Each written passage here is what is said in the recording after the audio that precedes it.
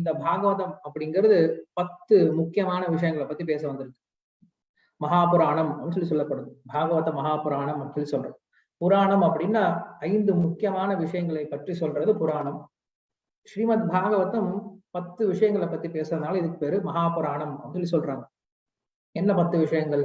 அத்ர சர்க்கஹ விசர்கஸ்ச ஸ்தானம் போஷணம் பூதயஹ மன்வந்தர ஈசானுகத நிரோத முக்தி ஆசிரயாக அப்படின்னு சொல்லக்கூடிய 10 முக்கியமான விஷயங்கள். சர்க்கம், விசர்க்கம், அதுக்கப்புறம் ஸ்தானம், போஷணம், பூதக இப்படின்ற 5 விஷயங்கள்.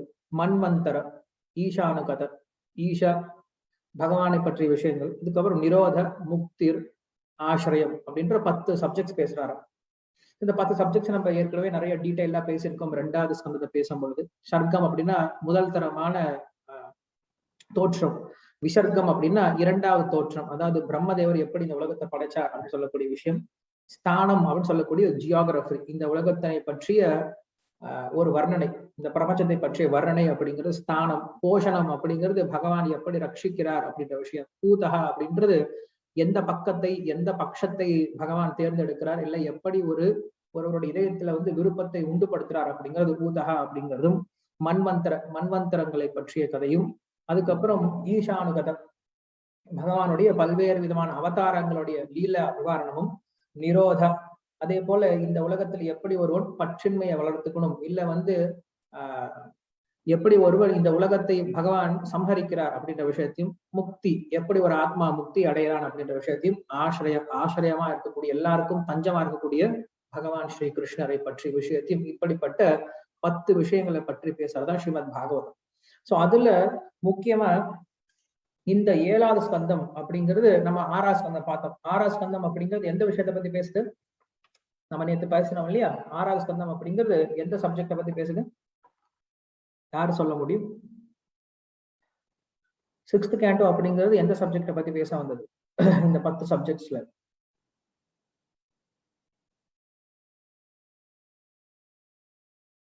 போஷணம், கரெக்ட். அனிதா ராமையா இருக்காங்க. சோ 6வது ஸ்கந்தம் அப்படிங்கிறது போஷணம், பகவான் எப்படி ரட்சிக்கிறார் அப்படின்ற விஷயத்த பேச வந்தது. இந்த 7வது ஸ்கந்தம் அப்படிங்கிறது பூதி அப்படின்னு சொல்லக்கூடிய ஒரு சப்ஜெக்ட் பத்தி பேசுது. பூதி அப்படின்னா என்னன்னா இன்க்ளினேஷன், இல்லைன்னா தூண்டுதல், இல்லைன்னா விருப்பம் அப்படின்னு அர்த்தம். சோ எப்படி பகவான் ஒருத்தருடைய இதயத்திலிருந்து தூண்டுறார் அப்படின்ற விஷயத்தையும், இல்ல பகவான் எப்படி விருப்பத்தை உண்டுபடுத்துறார், ஒவ்வொரு இதயத்திலிருந்து எப்படி விருப்பத்தை உண்டுபடுத்துறார் அப்படின்ற விஷயத்தையும் பேசக்கூடிய ஒரு ஸ்கந்தமா இது அமைஞ்சிருக்கு. சோ உள்ள இருந்து என்ன பண்றார் பகவான்? நம்முடைய விருப்பத்தை தூண்டுகிறார். தூண்டுதல் அப்படின்னு சொல்லலாம், இல்லைன்னா நம்முடைய விருப்பம் அப்படின்னு சொல்லலாம். சோ என்ன பண்றார்? பரமாத்மா இருக்கக்கூடிய பகவான் நம்ம இதயத்திலிருந்து நம்முடைய விருப்பத்தை தூண்டுறார், நம்முடைய ஆர்வத்தை தூண்டுகிறார். சோ 2 விதமான ஆர்வத்தையும் தூண்டுறார். ஒண்ணு நல்ல விதமான ஆர்வம், இன்னொன்னு தீய விதமான ஆர்வம். ஏன்னா 2 விதமான ஆர்வம் இருக்கு. சோ பொதுவா சம்ஸ்கிருதத்துல பிரேரணா அப்படின்ற இன்னொரு வார்த்தையும் உபயோகப்படுத்துவாங்க. பிரேரணா அப்படின்னா தூண்டுதல், இல்லைன்னா இன்ஸ்பயர் அதர்ஸ், மற்றவங்களை உற்சாகப்படுத்துதல் அப்படின்னு சொல்லுவோம். சோ உற்சாகம் அப்படிங்கிற நல்ல விஷயம் தான். ஆனா எதுல உற்சாகப்படுத்துறோம் அப்படிங்கிறது ரொம்ப முக்கியமான விஷயம். நம்ம நல்ல விஷயத்துல உற்சாகப்படுத்தலாம், தீய விஷயத்துல மனுஷங்களை உற்சாகப்படுத்தலாம். சோ அப்படி பகவான் எப்படி ஒருத்தரோட இதயத்திலிருந்து உற்சாகப்படுத்துறார் அப்படிங்கிற விஷயத்தான் இந்த அத்தியாயமானது, இந்த ஸ்கந்தமானது பேச இருக்குது. சோ 2 விஷயத்துக்கு சொல்ல புரிஞ்சுக்க போறோம். ஒன்று, ஒரு ரிஷினால இல்ல ரிஷிகளால ஏற்பட்ட கோபத்தினால உண்டான ஒரு விதமான தூண்டுதல். இன்னொன்னு, ஒரு ரிஷியினால அவருடைய கருணையினால ஏற்படுத்தப்பட்ட தூண்டுதல் அப்படின்னு 2 விதமான தூண்டுதல் இருக்கு. ரிஷியினுடைய கோபத்தினால ஏற்படுத்தப்பட்ட தூண்டுதல் அப்படிங்கிறது அமங்கலத்திலையும், அதே போல ரிஷியினுடைய கருணையினால ஏற்படுத்தின தூண்டுதல் அப்படிங்கிறது மங்களத்திலையும் முடியுது அப்படின்ட்டு 2 விதமான தூண்டுதலை, உற்சாகத்தை நீங்க பார்க்க போறோம். அதே போல இந்த 7வது ஸ்கந்தத்துல 3 விதமான பக்தர்களை பத்தி பார்க்க போறோம். அதாவது தூய பக்தன் அப்படின்னா என்னது, கர்மமிஸ்ர பக்தன் அப்படின்னா யாரு, ஞானமிஸ்ர பக்தன்னா யாரு. தூய பக்தன் அப்படின்னா பகவானை மட்டுமே, பகவானுக்காக மட்டுமே அப்படின்னு இருக்கக்கூடியவன். கர்மமிஸ்ர பக்தன் அப்படின்னா தான் செய்யக்கூடிய கர்மத்தை பகவானுக்கு அர்ப்பணம் பண்ணக்கூடியவன். ஞானமிஸ்ர பக்தன் அப்படின்னா ஞானத்தோட பகவானை வழங்க முயற்சி பண்ணக்கூடியவன். ஞானமோட அப்படின்னா இந்த உலகத்துல இதெல்லாம் பகவான் கிடையாது, இதெல்லாம் மாயை, இதெல்லாம் கிடையாது அப்படின்னு சொல்லிட்டு நேத்தி அப்படின்னு சொல்லிட்டு தன்னுடைய ஞானத்தினால பகவானை புரிஞ்சுக்கிட்டு பகவானை வந்து போற்றி புகழ முயற்சி பண்ணக்கூடிய ஞான மிஸ்ர பக்தர் அப்படின்னு இந்த விதமான 3 விதமான பக்தர்களை பத்தி நம்ம இங்க பார்க்க போறோம். இப்படியாக இந்த 7ஆம் ஸ்கந்தம் அப்படிங்கிறது மொத்தம் நம்மளுக்கு 15 அத்தியாயங்களை கொண்டு இருக்கு. இந்த 15 அத்தியாயங்கள்ல முதல் 10 அத்தியாயம் அப்படிங்கிறது தூய பக்தனை பத்தி பேசப்பட்டிருக்கு. அதாவது பிரகலாதனுடைய சரித்திரம் அப்படிங்கிறது முதல் 10 அத்தியாயத்துல பேசப்பட்டிருக்கு. அதுக்கப்புறம் வரக்கூடிய 5 அத்தியாயங்கள் அப்படிங்கிறது கர்மமிஸ்ர ஞானமிஸ்ர பக்தியை வந்து பேசப்பட்டிருக்கு. இது வந்து நாரதர் யுதிஷ்டர் கொடுக்கக்கூடிய உபதேசமா இருக்கும். சோ இப்படியாக இந்த 7ஆம் ஸ்கந்தம் அப்படிங்கிறது 15 அத்தியாயங்களை கொண்டதாக இருக்கு.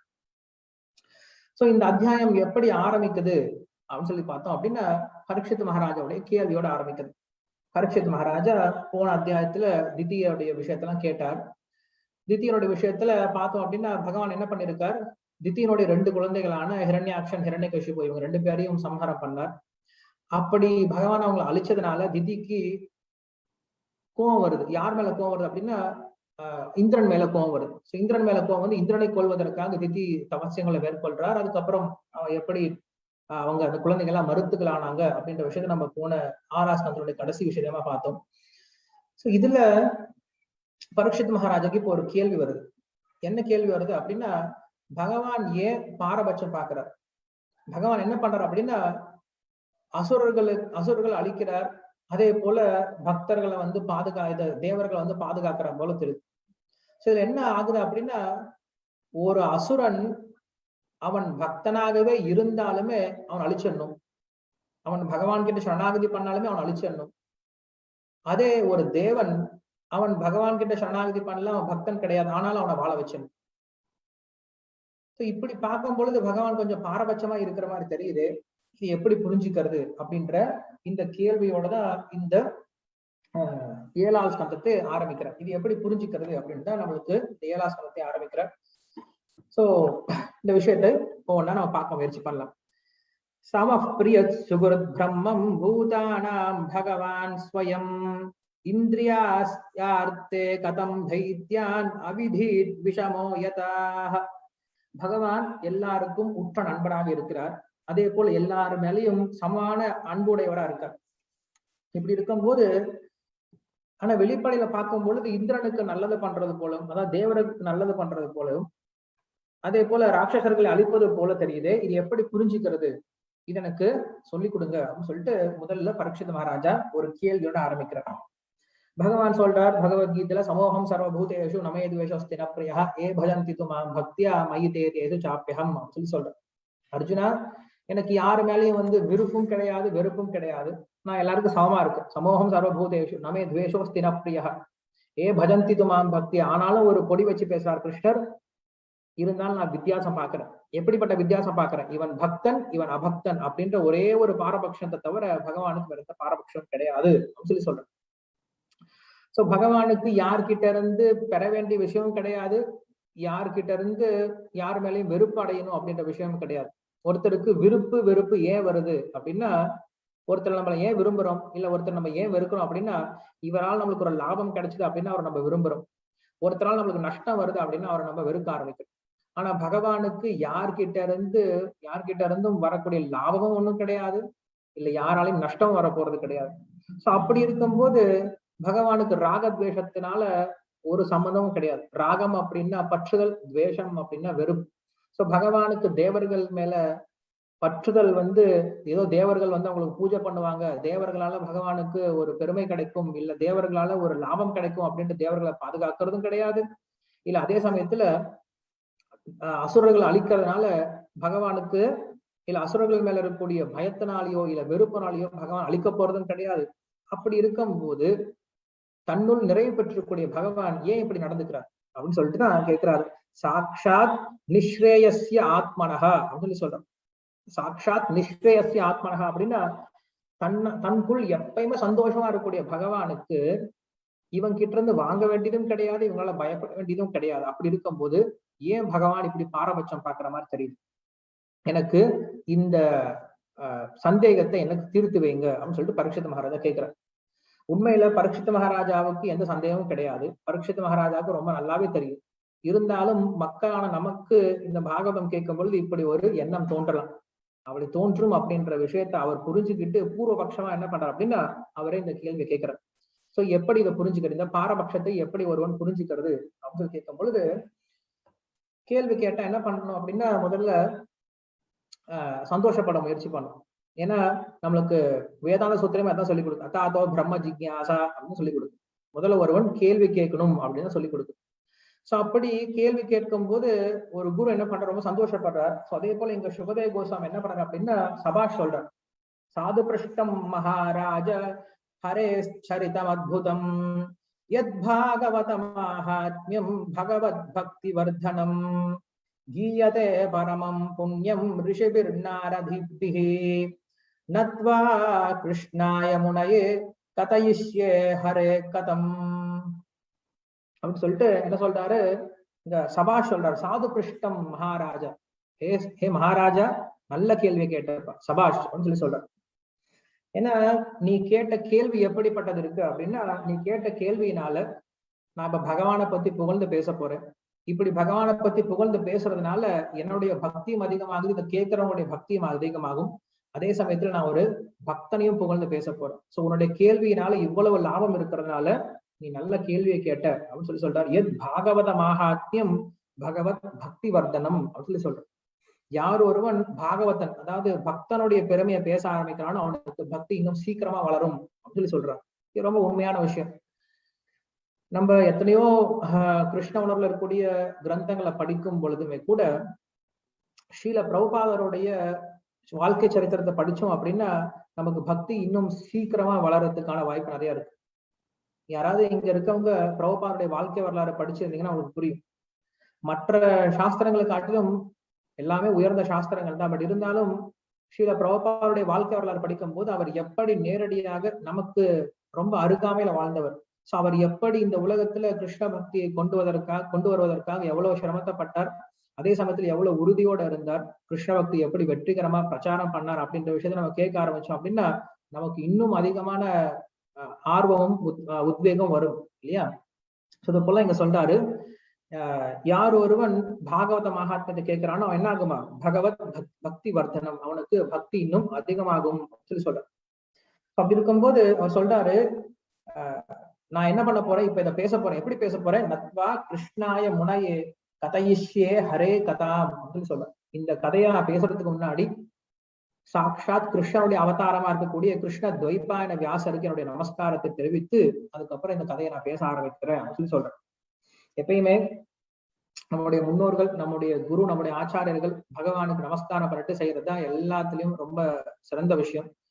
சோ இது பரீட்சித் மகாராஜ், இது சுகதேவ கோஸ்வாமி காற்றார். சுகதேவ கோஸ்வாமி தன்னுடைய குருவா ஏற்றுக்கொண்ட வியாசதேவரை வணங்கிட்டு பேச ஆரம்பிக்கிறார். முதல்ல அவன் கேட்ட கேள்விக்கு பதில் சொல்றான். என்ன பதில் சொல்ற அப்படின்னா, நீ கேட்ட கேள்வி ரொம்ப சந்தோஷப்படுற. ஏன்னா ஒரு சிலர் கேள்வி கேட்டா கோவப்படுவாங்க, அது எப்பறம் நீ கேள்வி கேட்கலாம் அப்படின்னு சொல்லிட்டு சேஷம் கோபேன பூரையேத் அப்படின்னு சொல்றது ஒரு வாக்கியம், ஒரு ப்ராவர்ப். ஒரு சிலருக்கு பதில் தெரியாது. சோ பதில் தெரியல என்ன பண்ணுவாங்க, கோபத்தினாலேயே அந்த பதில மழுப்பிடுவாங்க. என்ன அதிக பிரசங்கத்தனமா நீ கேள்வி கேட்டுற, இந்த மாதிரி கேள்வி கேட்கக்கூடாது அப்படின்னு சொல்லிட்டு அவனை அடைக்கிடுவாங்க. அதுவும் உண்மைதான், கேள்வி எப்படி கேட்டணும் அப்படின்னு இருக்கு. ஏன்னா கிருஷ்ணரே பகவத்கீதையில சொல்றாரு, தத் வித்தி பிரணிபாதேன பரிப்பிரஷ்னேன சேவையா அப்படின்னு கேட்கிறார். தத் வித்தி பிரணிபாதேன பரிப்பிரஷ்னேன அப்படின்னு சொல்ற. ஒருவன் ஒரு குருவை அணுகி அவருக்கு ரொம்ப அடக்கத்தோட சேவை செஞ்சு சேவையினால அவரை திருப்திப்படுத்தின பின்னாடி கேள்வி கேட்டான் அப்படின்னா அவனுக்கு அந்த குரு சொல்லக்கூடிய விஷயங்கள் புரியும் அப்படின்னு சொல்லப்படுது. சோ அப்படி கேள்வியில விதண்டாவாதமா கேட்கக்கூடிய கேள்வி இருக்கு, சம்பந்தமே இல்லாம கேட்கக்கூடிய கேள்வி இருக்கு, ஏதோ கேள்வி கேட்கணுமேன்னு கேள்வி கேட்கக்கூடியது இருக்கு. அதே போல நமக்கு பிரயோஜனமே இல்லாத ஒரு சில கேள்விகள்லாம் கேட்க வேண்டியது இருக்கு. அதாவது இந்த கௌரவர்கள்ல இந்த 97வது ஒருத்தன் பிறந்தான் இல்லையா, அவன் பேர் எனக்கு சரியா தெரியல, அந்த பேர் என்னன்னு தெரியுமா அவங்களுக்கு அப்படின்னு கேள்வி கேட்கறது. கௌரவர்கள்ல 97வது பிறந்தா என்ன, 100வது பிறந்தானே எல்லாம் போய் சேர்ந்துருச்சு இல்லையா. சோ பாண்டவர்கள் என்ன பண்ணாங்க, பாண்டவர்கள் எப்படி கௌரவர்களை வெற்றி அடைஞ்சாங்க, அதுக்கு காரணமா எப்படி பகவான் இருந்தார், நாம் எப்படி பாண்டவர்களுக்குள்ள பக்தி வளர்த்துக்கலாம் அப்படின்ற கேள்வி கேட்காம இந்த மாதிரி ஒரு சில கேள்விகள்லாம் கேட்கறது உண்டு. சோ இதெல்லாம் தன்னை புத்திசாலி அப்படின்னு சொல்லி காட்டிக்கிறதுக்கு ஒரு சில கேள்விகள் கேட்பது உண்டு. சோ ஒரு சிலர் எங்க வீட்டுல இது நடந்துச்சு, எங்க வீட்டுல அது நடந்துச்சு, நான் இவ்வளவு பக்தி பண்றேன் அவ்வளவு பக்தி பண்றேன் அப்படின்னு சொல்லிட்டு தன்னுடைய பெருமையை பேசக்கூடிய அளவுக்கு அங்க கேள்வி கேட்கறது பதிலாக தன்னோட உபன்யாசம் பேசிட்டு இருப்பாங்க. சோ இப்படி பல்வேறுமான கேள்விகள்லாம் கேட்கறது உண்டு. சோ குரு என்ன பண்ற அப்படின்னா அந்த கேள்வியை புரிஞ்சுக்கிட்டு அதுக்கு தகுந்த மாதிரி பதில் சொல்றதும் உண்டு. அந்த கேள்வியை வந்து அவன் என்ன நோக்கத்தோட கேட்கிறான் அப்படின்னு புரிஞ்சுக்கிட்டு பதில் சொல்றதும் உண்டு. இங்க சுகதேவ கோஸ்வாமி பரீட்சித் மகாராஜோட கேள்வி ரொம்ப நல்லா புரிஞ்சுக்கிட்டார், ரொம்ப சந்தோஷப்படுறார். என்ன பண்ணாருன்னா இங்க இவன் அதிக பிரசங்கி அப்படின்னு சொல்லி திட்டாம அவன் கேள்விக்காக சந்தோஷப்பட்டு பேச ஆரம்பிக்கிறார். இங்க பேசுறதுக்கு முன்னாடி என்ன சொல்றாரு அப்படின்னா, நீ பகவானை பத்தி கேள்வி கேட்ட இல்லையா, பகவான் ஏன் இப்படி ராகத்வேஷத்தோட இருக்கார், ஒருத்தர் மேல விருப்பத்தை காட்டுறா, இன்னொரு பேர்ல வெறுப்பை காட்டுறார், ஏன் இப்படி காட்டார் அப்படின்னு கேட்ட. உண்மையில இந்த வெறுப்பு அப்படிங்கிறது குணங்களால ஏற்படுத்தக்கூடியது. நமக்கு சத்வரஜ தமோ குணங்கள் இருக்கும்போது இந்த ராகத்வேஷங்கள் அப்படிங்கிறது தோன்றி மறையுது. ஆனா பகவான் இந்த சத்வரஜ தமோ குணங்களுக்கு அப்பாற்பட்டவரா இருக்கிறதுனால அவருக்கு இப்படிப்பட்ட வெறுப்பு அப்படிங்கிறது எப்பயும் வரப்போறது கிடையாதுப்பா அப்படின்னு சொல்லி சொல்றாங்க. அதுக்கப்புறம் இந்த குணங்கள் எப்படி வேலை செய்யுது அப்படிங்கிற விஷயத்த அதுக்கப்புறம் பேச ஆரம்பிக்கிறார். ஏன்னா இந்த குணங்கள் அப்படிங்கிறது ஒரே மாதிரி செயல்படுறதும் கிடையாது. ஏன் அதை சொல்ல வர்றாரு அப்படின்னா, பகவான் யாருக்கும் வந்து நல்லது பண்றதோ இல்லை யாருக்கும் தீயது பண்றதோ கிடையாது. அதனுடைய நேரத்துக்கு தகுந்தாற் போல் நடந்துட்டு இருக்கு, இவர் அதுக்கு உதவி பண்ணிட்டு இருக்காரு அப்படின்னு சொல்லி சொல்றாரு. என்ன உதாரணம் கொடுக்கலாம் அப்படின்னா, இப்ப வந்து கால சூழ்நிலைகள் மாறிட்டு இருக்கு. இப்ப வந்து கால சூழ்நிலை அப்படின்னா சீசன்ஸ் எல்லாம் மாறிட்டு இருக்கு. சீசன்ஸ் மாறிட்டு இருக்கும் போது யார வந்து ஏன் இப்ப வந்து சூரியன் இவ்வளவு வெளிச்சத்தை கொடுக்குறாரு, ஏன் இப்படி வந்து ரொம்ப கம்மியா இருக்கான்னு சொல்லி திட்ட முடியாது. ஏன்னா தட்பவெப்பநிலை அப்படிங்கிறது ஒவ்வொருத்தருடைய சீசன்ஸ் தகுந்த மாதிரி அது மாறிக்கிட்டு தான் இருக்க செய்யும். அந்தந்த காலத்துக்கு அப்படிதான் அந்தந்த சூழ்நிலை அப்படிங்கிறது ஏற்படும். ஸோ அதே போலதான் நம்ம இருக்கக்கூடிய நம்ம வாழ்க்கையிலும் பார்த்தோம் அப்படின்னா, சத்வகுண ரஜோகுண தமோ குணங்கள் அப்படிங்கிறது இந்த உலகத்துல எப்பயுமே ஒருத்தர்கிட்ட இருந்துகிட்டே இருக்கு. இந்த உலகத்துல நம்ம இருக்கிற வரைக்கும் இந்த முக்குணங்கள் இருந்துட்டு தான் இருக்கும். இந்த முக்குணங்களை யாரும் தவிர்க்க முடியாது. அதுதான் ஜட உலகம் அப்படின்னு சொல்லி சொல்றோம். ஜட உலகம் அப்படின்னா இந்த முக்குணங்களுடைய ஆட்சிக்குள்ள தான் இருக்கும். இந்த முக்குணங்கள் அப்படின்னு சொல்லி சொல்லும் போது முக்குணங்கள் ஒரே சமயத்துல தோன்றாது. ஒரு சில சமயம் சத்துவகுணம் அதிகமா இருக்கும், ரஜோகுண தமோ குணம் கம்மியா இருக்கும். ஒரு சில சமயம் ரஜோகுணம் அதிகமா இருக்கும், மற்ற குணங்கள் கம்மியா இருக்கும். சோ அப்படி பார்க்கும் பொழுது நமக்கு இப்ப உதாரணத்துக்கு இப்ப உபன்யாசம் கேட்டுட்டு இருக்கும் போது ஒரு சிலர் என்ன பண்றாங்க, ரொம்ப ஆர்வமா ரொம்ப உன்னிப்பா உட்காந்து கேட்டுட்டு இருக்காங்க. சோ அப்படின்னு என்ன அர்த்தம், இதுல இருந்து ஏதாவது புரிஞ்சுக்க முயற்சி பண்றாங்க அப்படின்னா சத்துவகுணம் வளர்ந்துருக்கு அப்படின்னு அர்த்தம். இன்னும் ஒரு சிலர் என்ன பண்றாங்க அப்படின்னா இங்க உட்காந்துக்கிட்டு ஸ்கிரீனை பார்த்துட்டே இருக்காங்க, யாரெல்லாம் பார்த்துட்டு இருக்காங்க அப்படின்னு சொல்லி ஸ்கிரீனை பார்த்துட்டே இருக்காங்க. இல்ல இதை பார்த்துட்டு இருக்கும்போது திடீர்னு மினிமைஸ் பண்ணிட்டு வேற ஏதாவது கொஞ்சம் நேரம் நோண்டிட்டு இருக்கிறது, இல்ல கம்முனு வீடியோ ஆஃப் பண்ணி வச்சுட்டு வேற ஏதாவது வேலை பண்றது, சாப்பிடுறது, ஏதோ ஒரு வேலையை பண்ணிட்டு இருக்காங்க. அப்படின்னு இல்ல பரவாயில்ல போதுண்டா, எப்படா சீக்கிரம் முடியும் ஆஃப் பண்ணிட்டு போகலாம் அப்படின்னு நினைக்கிறது. சோ இப்படி செய்யும்போது என்ன ஆகுது, ரஜோகுணம் அதிகமா இருக்கு அப்படின்னு அர்த்தம். ஒரு சில கேட்டுட்டே என்ன பண்றாங்க, தூங்கிட்டு இருக்காங்க, என்ன நடக்குதுன்னு தெரியல, ஏதோ எப்ப ஆன் பண்ணனே தெரியல, அது பாட்டு ஓடிக்கிட்டே இருக்கு. ஓ கிளாஸ் முடிஞ்சிருச்சா அப்படின்னு சொல்லிட்டு அதுக்கப்புறம் தான் புரிஞ்சுக்கிறாங்க. இல்லைன்னா கிளாஸ் முடிஞ்ச பின்னாடி என்னமோ சொன்னாங்க, அது என்ன ஒண்ணும் புரியல அப்படின்னு நினைக்கிறாங்க. அப்படின்னா என்ன அர்த்தம், அவங்களுக்கு தமோ குணம் அதிகமா இருக்கு அப்படின்னு அர்த்தம். சோ ஒவ்வொருத்தருடைய குணத்துக்கு ஏற்றாற் போல ஒரே பாகவதம் தான். ஆனா ஒரே பாகவதம் என்ன ஆகுது அப்படின்னா ஒவ்வொருத்தருடைய குணத்துக்கு ஏற்றாற் போல அவனை போய் சென்றடையுது. சோ பாகவதோட குற்றம் அப்படிங்கிறது கிடையாது. சோ அவங்களுடைய குணத்துக்கு தகுந்தாற் போல இந்த பாகவதம் அப்படிங்கிற ஒவ்வொருத்தருக்கும் ஒரு மாதிரி போய் சேருது. அதே போலதான் பகவான் யாரையும் வந்து மேல உயர்த்துறதோ யாரையும் தாழ்த்துறதும் கிடையாது. அவங்களுடைய குணத்துக்கு தகுந்தாற் போல என்ன பண்றாரு பகவான், அவனுக்கு உதவி பண்றார். ஒருவன் சத்த குணத்தில் இருக்கும் போது அவனுக்கு உதவி பண்றார், ஒருத்தர் ரஜோகுண தமோ குணத்தில் இருக்கும் போது அவனை அடக்கி ஆள்றார் அப்படின்னு சொல்றேன். சோ எப்ப தேவர்கள்லாம் சத்துவகுணத்தில் இருக்காங்களோ, எப்ப சத்துவகுணம் ரொம்ப அதிகமா இருக்கும் இந்த சூழ்நிலையில இந்த உலகத்துல, அதான் நம்ம இங்க ரொம்ப முக்கியமா புரிஞ்சுக்கணும். ஒரு சிலர் சொல்றது உண்டு, நம்ம பார்த்துட்டே இருப்போம், நமக்கு தெரியும் அவன் வந்து எப்படிப்பட்ட அயோக்கியன்னு தெரியும், ஆனா நல்லா வாழ்ந்துட்டு இருப்பான். அப்போ சொல்லுவோம், எல்லாம் காலண்டா, அவன் வாழ்றான் பாரு, அவன் எல்லாம் வாழ்ந்துட்டு இருக்கான், எல்லாம் காலண்டா அப்படின்னு சொல்லி சொல்லுவோம். அவனுக்கு ஒரு நேரம் அப்படின்னு சொல்லி சொல்லுவோம். சோ அந்த நேரத்தை தான் இங்க சொல்றாரு. சோ அந்த நேரம் அவனுக்கு சத்துவகுணமா இருக்கிறதுனால அவன் என்ன பண்றான் அப்படின்னா அவனுடைய ஃபேவரா போயிட்டு இருக்கு. ஏன்னா அவனுடைய கர்மா நல்லா இருக்கு, அவன் என்ன பண்ணிட்டு இருக்கான், அங்க அனுபவிச்சுட்டு இருக்கு.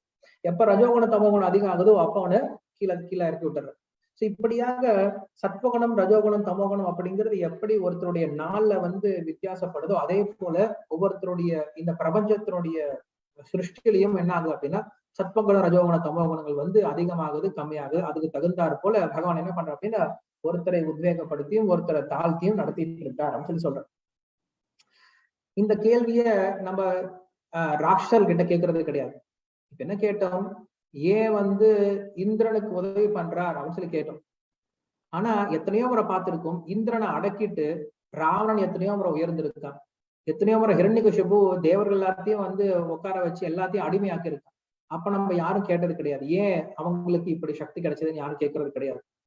ஏன் பகவான் அவங்களுக்கு உதவி பண்ணாரு அப்படின்னு, பகவான் இவங்களுக்கு உதவி பண்ணார் அவங்களுக்கு உதவி பண்ணார் அப்படிங்கிறது கிடையாது. யார் இடத்துல சத்துவகுணம் அதிகமாகுதோ, யார் இடத்துல அந்த சமயத்துல என்ன குணங்கள் இருக்கோ அந்த குணத்துக்கு தகுந்தார்கள் என்ன பண்றாரு, அவர் அதை உத்வேகப்படுத்துறாரு தவிர தனக்குன்னு ஒரு விருப்பம் கிடையாது அப்படின்னு விஷயத்தான் சொல்றார். இப்ப ராட்சர்கள்ல ஹிரண்யகசிபு அவ்வளவு தபஸ்யம் பண்ணதுனால அவனுக்கு அவ்வளவு சக்தி கிடைச்சது. மற்ற தேவர்கள் எல்லாத்தையும் அடக்கி ஆளக்கூடிய சக்தி கிடைச்சது. தேவர்கள் என்ன பண்ணாங்க அப்படின்னா, நல்லா நம்ம தான் தேவர்கள் ஐட்டமே சொல்லிட்டு என்ன பண்றாங்க, நல்லா சோமபானம் குடிச்சுக்கிட்டு அங்க அப்சரஸோட டான்ஸ் பார்த்துக்கிட்டு ரஜோகுண தமோகுணத்துல இறக்குறதுனால கொஞ்ச நாள் அவங்க அடக்கி வச்சாரு. ஓகே, நீங்க எல்லாம் கொஞ்சம் அடங்கி இப்ப இவர் கீழே இருங்க அப்படின்னு சொல்லிட்டு அடக்கி வச்சாங்க. காரணம் என்னது, அவங்களுக்கு ரஜோகுண தமோகுணம் அதிகமானது. இதே ஹிரண்யகசிபுக்கு சத்துவகுணம் அதிகமானது. அவன் தபஸ்யா பண்ண ஆரம்பிச்சான், அதனுடைய உடலை தபஸ்யா பண்ண ஆரம்பிச்சான். அவனுக்கு சக்தியை கொடுத்தா இவங்களை கம்மியா அடக்கினார். சோ இப்படி சத்வகுண ரஜோகுண தமோகுணத்துக்கு தகுந்தாற் போல பகவான் ஒருத்தனை உத்வேகப்படுத்துறதோ ஒருத்தனை மேல தூக்குறதோ கீழே தள்ளி விடுறதோ தவிர பகவானுக்கு இதுல எந்த சம்மந்தமும் கிடையாது அப்படின்னு சொல்லி சொல்றது.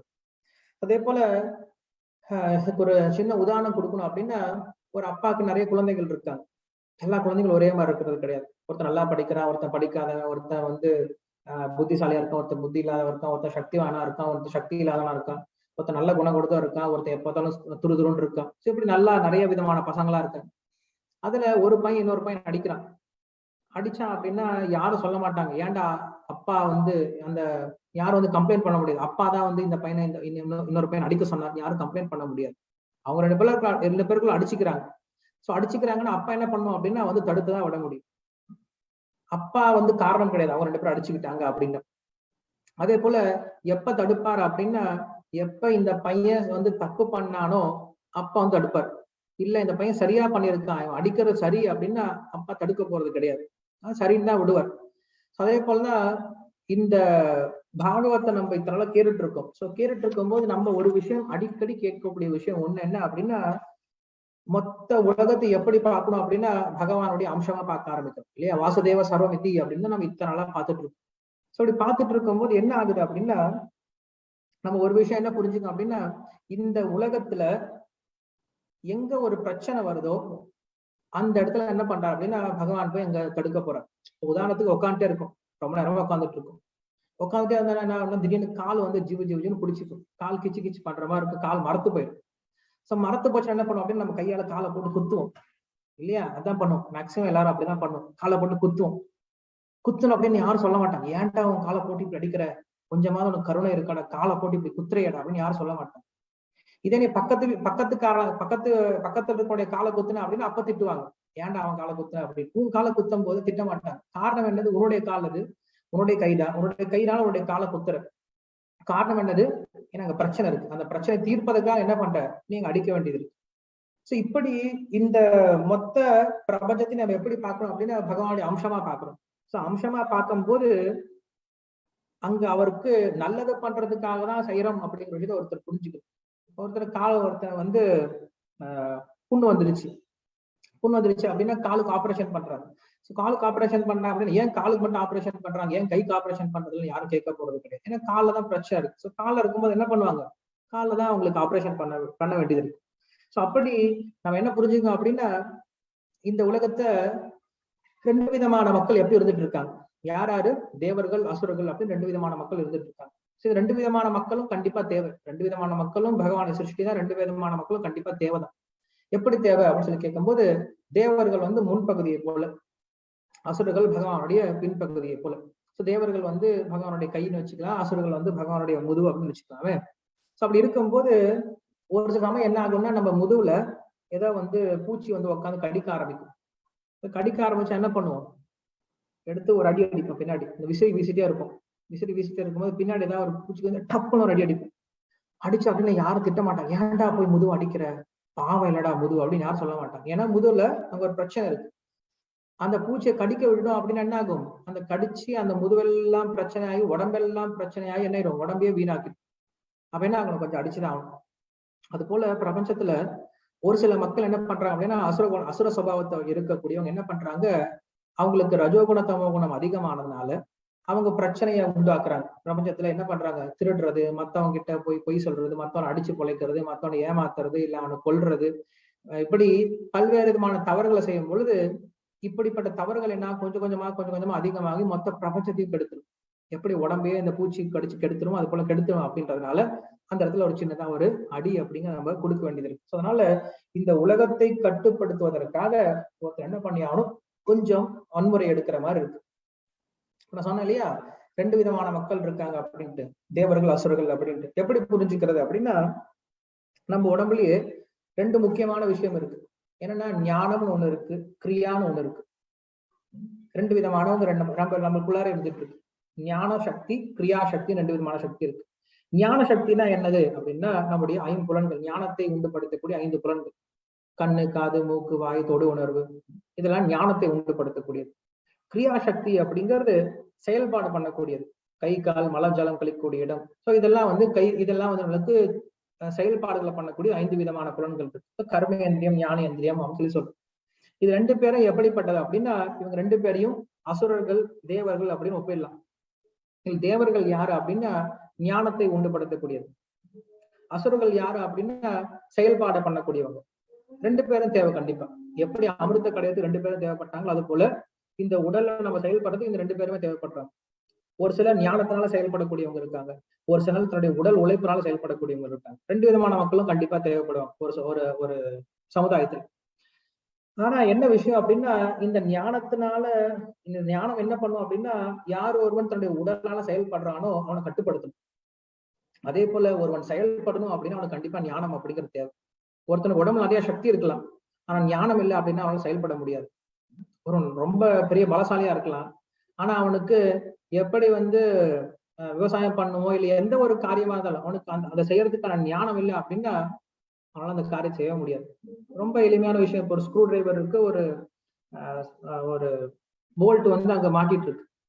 ஸோ அவனுக்கு ஞானம் இல்லை, அது எப்படி கழட்டணும் அப்படின்னா ஞானம் இல்லை, என்ன பண்ணுவான், அவன் சக்தி எல்லாத்தையும் உபயோகப்படுத்தி அதை போட்டு டப்புன்னு உடச்சு எடுத்துருவான், பிரயோஜனம் எல்லாம் போயிடும்.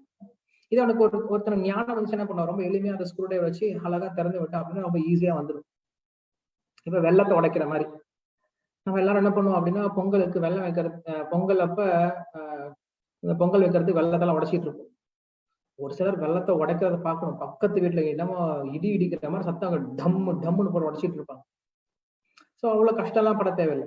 நீங்க வேணா ட்ரை பண்ணி பாருங்க, உங்க வீட்டுல போயிட்டு வெள்ளம் இருக்கு இல்லையா, எல்லோ கலர்ல இருக்கும், அந்த வெள்ளத்தை எடுத்து நீங்க எவ்வளவுதான் ஃபாஸ்ட் எவ்வளவு ஓங்கி அடிக்க ஆரம்பிக்கிறீங்களோ அந்த அளவுக்கு ரொம்ப கனமா மாறி போயிடும், அது நீங்க உடைக்கவே முடியாது. ரொம்ப ஜவுன்னு அப்படியே ஒட்டிக்கும்.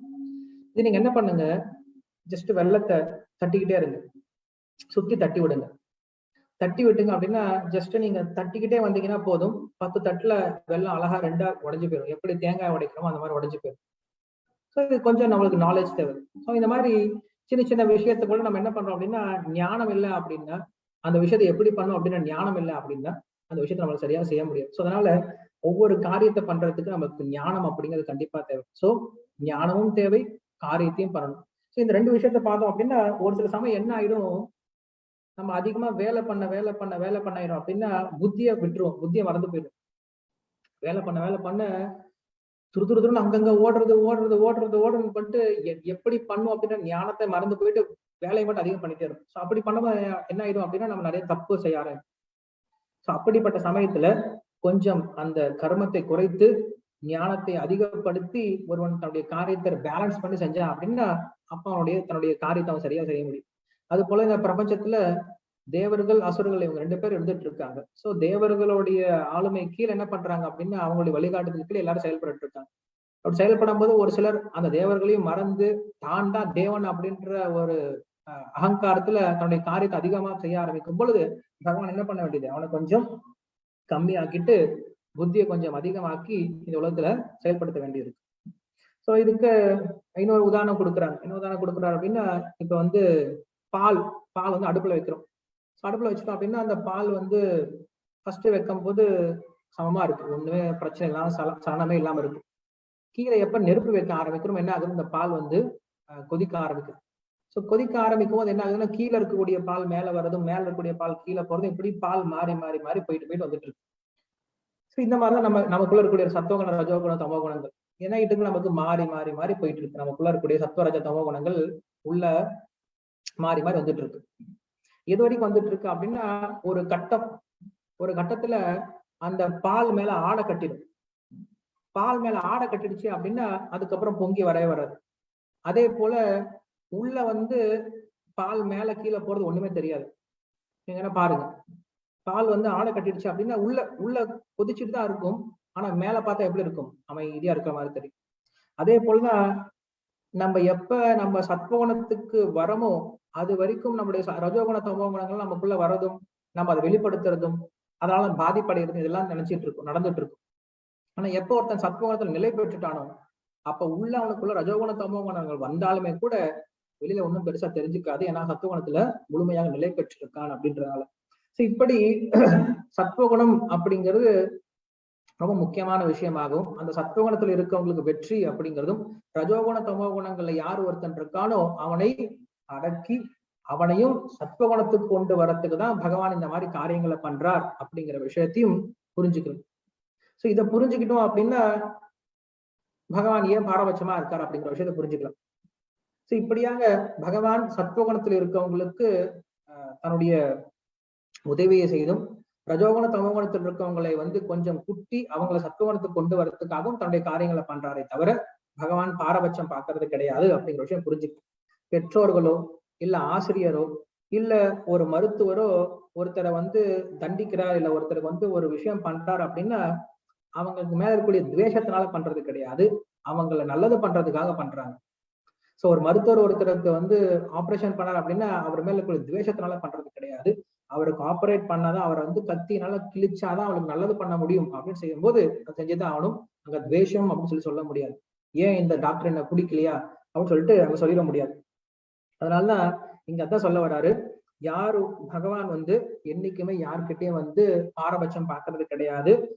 ஒரு சில சமயம் தேவர்கள் அகங்காரத்துல இருப்பாங்க, அப்ப அவங்களை குட்டி அசுரர்களை மேல கொண்டு வர்றதும், அதே போல ஒரு சில சமயம் அசுரர்கள் அகங்காரத்தோடு இருப்பாங்க, அப்ப அவங்களை குட்டி தேவர்களை மேல கொண்டு வர்றது பத்தி நடந்துட்டுதான் இருக்கு அப்படின்னு சொல்றோம்.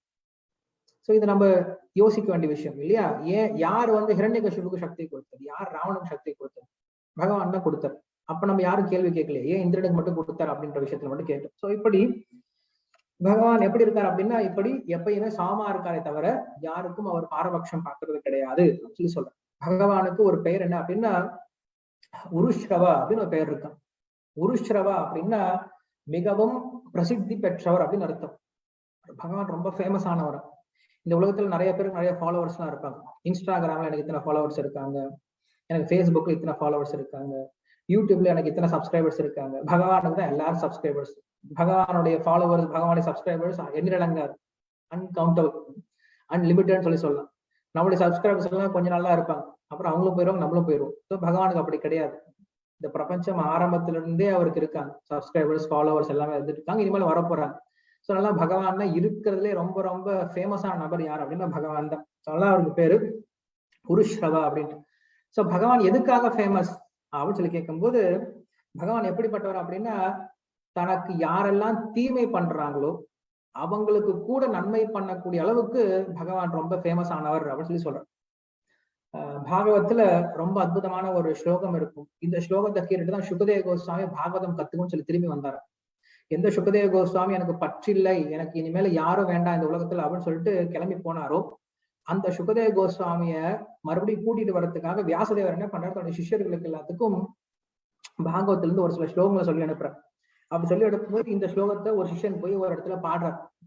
அஹோ பகீயம் ஸ்தனகால கூட்டம் ஜிகாம்சயா அபயத் அபஸ் அப்ய அசாத்வீஹி லேபே கதிம் தாத்ரி உச்சாதம் ததோன்யம் கம்பாதயாலும் சரணம் ரஜேமா அப்படின்னு இந்த ஸ்லோகத்தை ஒருத்தர் பாடுறார். இந்த ஸ்லோகத்தை கேட்ட உடனே சுகதேவ கோஸ்வாமி வர்றார். அப்பா இந்த ஸ்லோகத்தை எங்க கத்துக்கிட்ட? உங்க அப்பா வியாசதேவன் சொல்லி கொடுத்தார். அப்படியா, எனக்கு சொல்லி கொடுப்பாராவா, அதுதான் காத்துட்டு இருக்கான்னு சொல்லி கூட்டிட்டு போயிட்டார். அதுக்கப்புறம் தான் பாகவதம் கத்துக்கிட்டார். சோ இந்த ஸ்லோகமானது சுகதேவ கோஸ்வாமி இருக்கக்கூடிய ஸ்லோகம். அது என்ன ஸ்லோகம் அப்படின்னா இந்த ஸ்லோகத்துல சொல்றாங்க, எந்த ஒரு பூத்தனைக்கு கிருஷ்ணரை கொல்வதற்காக தன்னுடைய மார்பகங்கள்ல விஷத்தை தடவிட்டு கிருஷ்ணருக்கு பால் கொடுத்தாலும் கிருஷ்ணர் என்ன பண்றாரு, அந்த பாலை குடிச்சிட்டு விஷம் கொடுக்கதான் வந்தா, கிருஷ்ணரை கொல்லதான் வந்தா, இருந்தாலும் கிருஷ்ணர் என்ன பண்றாரு, அவர்கிட்ட இருந்து பால் குடிச்சதுனால நான் பால் குடிச்சிட்டேன் இந்த அம்மா கிட்ட இருந்து, அதனால இவங்க எனக்கு அம்மா ஆகிட்டாங்க அப்படின்ற ஒரே ஒரு காரணத்தினால யசோதைக்கு என்ன ஸ்தானம் கொடுத்தாரோ அதே ஸ்தானத்தை பூத்தனை கொடுத்தாரு. சோ இப்படிப்பட்ட ஒரு விஷப்பால கொடுத்த ஒரு பூதனைக்கு இவ்வளவு பெரிய ஸ்தானத்தை கொடுத்தான் அப்படின்னா, ஒருவன் நல்ல உள்ளத்தோட, நல்ல மனசோட, நல்ல நம்பிக்கையோட ஒருவன் கிருஷ்ணருக்கு பால் சமர்ப்பணம் பண்ணான் அப்படின்னா கிருஷ்ணர் அவனுக்கு எப்படிப்பட்ட நிலைமை கொடுக்க மாட்டான். சோ இப்படிப்பட்ட தயாளுவான கிருஷ்ணரை தவிர வேற யார போய் வழிபடுறது அப்படின்ற சொல்லக்கூடிய ஸ்லோகம் இது. இந்த ஸ்லோகத்தை கேட்டோடனே சுகதேவ கோசாமி மறுபடியும் பாகவதம் கேட்க வந்தாரு. சோ அப்படி கிருஷ்ணர் இதுக்காக ரொம்ப ஃபேமஸ் ஆனவர். என்ன ஃபேமஸ் ஆனவர், தனக்கு தீமையே பண்ண வந்தாலும் அவங்களுக்கும் நன்மையை செய்து அவங்களுக்கு மோட்சத்தை கொடுக்கக்கூடிய அளவுக்கு ரொம்ப உயர்ந்தவரா இருக்கிறதுனால கிருஷ்ணர் உருஷ்ரவா அப்படின்ற பெயரை கொண்டவர் அப்படின்னு சொல்றார். சொல்லி முடிச்சுட்டு சுகதேவ கோசாமி சொல்றார், நீ கேட்ட கேள்வியை போலவே இதுக்கு முன்னாடி ஒரு கேள்வி கேட்டார்ப்பா யுதிஷ்டிரர். உங்களுடைய முப்பாட்டனார் யுதிஷ்டிரர் அவர் இந்த கேள்வி கேட்டார் நாரத பகவான் கிட்ட. அந்த நாரத என்ன பதில் சொன்னாரோ அந்த பதில் நான் உனக்கு சொல்ல முயற்சி பண்றேன் அப்படின்னு சொல்லிட்டு இங்க சுகதேவ கோசாமி சொல்றார். அப்படி சொல்லும் போது நாரதர் என்ன சொல்ற அப்படின்னா, யுதிஷ்டிர மகாராஜர் ஒரு முறை ராஜசூய யஜ்யம் அப்படின்னு யஜ்யம் பண்ண ஆரம்பிக்கிறார். ராஜ அசூய யஜ்யம் அப்படின்னு ஒரு யஜ்யம். அந்த யஜ்யம் பண்ணும் பொழுது அங்க கடைசி யஜ்யத்தினுடைய கடைசியில அக்ர பூஜை அப்படின்னு ஒரு பூஜை பண்ணுவாங்க. அக்ர பூஜை அப்படின்னா இருக்கிறதுலே மிக உயர்ந்த நபர் யாரோ அந்த நபரை பூஜை பண்ணும். சோ அங்க நிறைய பேர் கூடி இருக்காங்க, நிறைய ராஜாக்கள் கூடி இருக்காங்க, நிறைய ரிஷிகள் கூடி இருக்காங்க, தேவர்கள்லாம் கூடி இருக்காங்க. சோ இப்படிப்பட்ட சபையில எல்லாரும் உயர்ந்தவங்களா இருக்காங்க. ஒருத்தர் உயர்ந்தவர்னு சொல்லிட்டு இன்னொருத்தர் உயர்ந்தவர் சொல்ல அப்படின்னா உடனே கத்தி எடுத்து வெட்டிடுவாங்க, சண்டை ஆரம்பிச்சிடும், பெரிய போரே நடத்தணும். எல்லாம் அப்படிப்பட்ட கத்திரியர்கள், அப்படிப்பட்ட பராக்கிரமசாலிகள். சோ சொல்லும் போது எல்லாரும் ஒத்துக்கூடியவர்களா இருக்கணும். ஒருத்தன் ஒத்துப்பா, இன்னொருத்த ஒத்துக்க மாட்டான். அப்படிப்பட்ட சூழ்நிலையில யாரை வழிபடுறது, இந்த உலகத்திலேயே நம்ம கூடி இருக்கக்கூடிய சபையில உயர்ந்தவன் யாரு, அவன் எப்படி வழிபடுறது கேட்கும் பொழுது யுதிஷ்டிர மகாராஜா என்ன பண்ணிட்டாரு, பீஷ்மதேவர் கிட்ட சொல்லிட்டார், பீஷ்ம பிதாமகரே நீங்க தான் இருக்கிறதே பெரியவர், நீங்க சொல்லுங்க யாரை வழிபடணும் அப்படின்ட்டு. அவர் ரொம்ப எளிமையா சொல்லிட்டாரு, கிருஷ்ணரை தவிர வேற யாரா வழிபட முடியும், நம்ம எல்லாரையும் காட்டிலும் இந்த பிரபஞ்சத்துல கிருஷ்ணரை தவிர உயர்ந்தவர் வேற யாரடா இருக்காங்க, கிருஷ்ணரை வழிபடலாம் அப்படின்னு சொல்றாங்க. எல்லாரும் ஒத்துக்கிட்டாங்க, கிருஷ்ணர் தான் எல்லாம் ஒத்துக்கிட்டாங்க. அங்க சிசுபாலன் ஒருத்தன் உட்காந்துட்டு இருந்தான். அவன் என்ன பண்ண அப்படின்னா, அவன் அத்தை பையன்தான், கிருஷ்ணருக்கு அத்தை பையன்தான். அவனுக்கு கிருஷ்ணர்னாவே பிடிக்கவே பிடிக்காது. எந்திரிச்சிட்டு கண்ணா அப்படின்னா திட்டுறான். யாரெல்லாம் திட்டுறான், பீஷ்மர் கிட்ட இருந்து எல்லாம் திட்ட ஆரம்பிக்கிறான். மகாபாரதம் நம்ம கேட்கும் போது இதெல்லாம் சொல்லிட்டு இருந்தோம். சோ பீஷ்மரை திட்டுறான், அதுக்கப்புறம் சகதேவனை திட்டுறான், யுதிஷ்டிரரை திட்டுறான், அதுக்கப்புறம் கடைசியில கிருஷ்ணர்கிட்ட சேர்ந்தான். கிருஷ்ணர்கிட்ட சேர்ந்துட்டு அஷ்டோத்திரம் சொல்ற மாதிரி, விஷ்ணு சாசனம் சொல்ற மாதிரி பயங்கரமா திட்ட ஆரம்பிக்கிறான். அவனுக்கு சின்ன வயசுலயே ஒரு வரம் வாங்கியிருக்காங்க அவங்க அம்மா, ஒரு விசித்திரமான வரம். என் பையனை திருத்த முடியாது, என் பையன் உன்னை திட்டதான் போவான், ஆனா என்ன பண்ணு, எங்க பையன் 100 தடவை திட்டுற வரைக்கும் நீ பாத்துக்கோ, அவனை எதுவும் பண்ணாத அப்படின்னு சொல்லி வரம் வாங்கியிருக்காங்க. அதை அவங்க பையன்கிட்ட சொல்லிட்டாங்க. சோ என்ன பண்ணுவான், டெய்லி திட்ட ஆரம்பிப்பான். கிருஷ்ணரை திட்டிட்டு ஒரு 99 வந்து நிறுத்திடுவான். ஓகே இன்னைக்கு கோட்டா முடிஞ்சிருச்சு, நாளைக்கு திட்டலாம் அப்படின்னு நிறுத்திடுவான். மறுபடியும் நாளைக்கு திட்ட ஆரம்பிப்பான். கிருஷ்ணரும் பொறுத்து போயிட்டு இருக்க, பரவாயில்ல திட்டோம் அப்படின்ட்டு. அதுக்கப்புறம் இந்த ராஜசூயத்துல என்ன பண்றான் அப்படின்னா, திட்டுற மும்முரத்துல மறந்தே போயிடான, என்றதை மறந்து போயிட்டான, பயங்கரமா திட்ட ஆரம்பிக்கிறான். 100 வந்துச்சு, கிருஷ்ணர் போதும் அப்படின்னு சொல்லிட்டு சக்கரத்தை விட்டு அவனை கொன்னுட்டான்.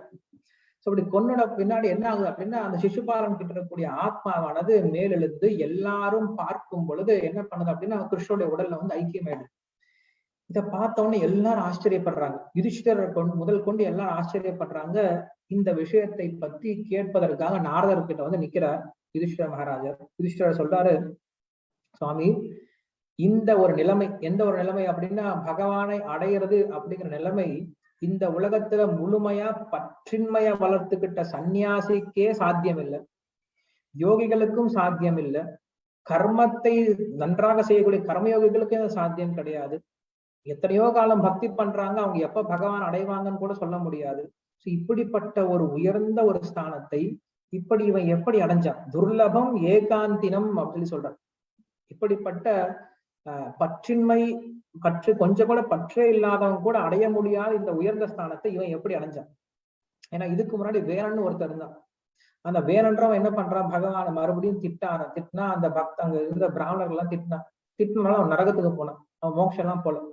ஆனா இந்த சிசுபாலனை பார்த்தோம் அப்படின்னா உங்களை பயங்கரமா திட்டுறா. அப்படி இருக்கும்போது அவன் எப்படி இந்த ஸ்தானத்தை அடைஞ்சான் அப்படின்னு கேட்கிறார். யுதிஷ்டர் சொல்றாரு, இந்த பையன் எப்படி பண்ணணும்னு எனக்கு தெரியும். இந்த பையன் பிறந்ததுல இருந்து, அதாவது அவன் இன்னும் பேச்சே வரல, அம்மா அப்பான்னு பேச்சு கூட வரல, அப்படிப்பட்ட சமயத்துல இருந்து கிருஷ்ணரை திட்ட ஆரம்பிச்சான்.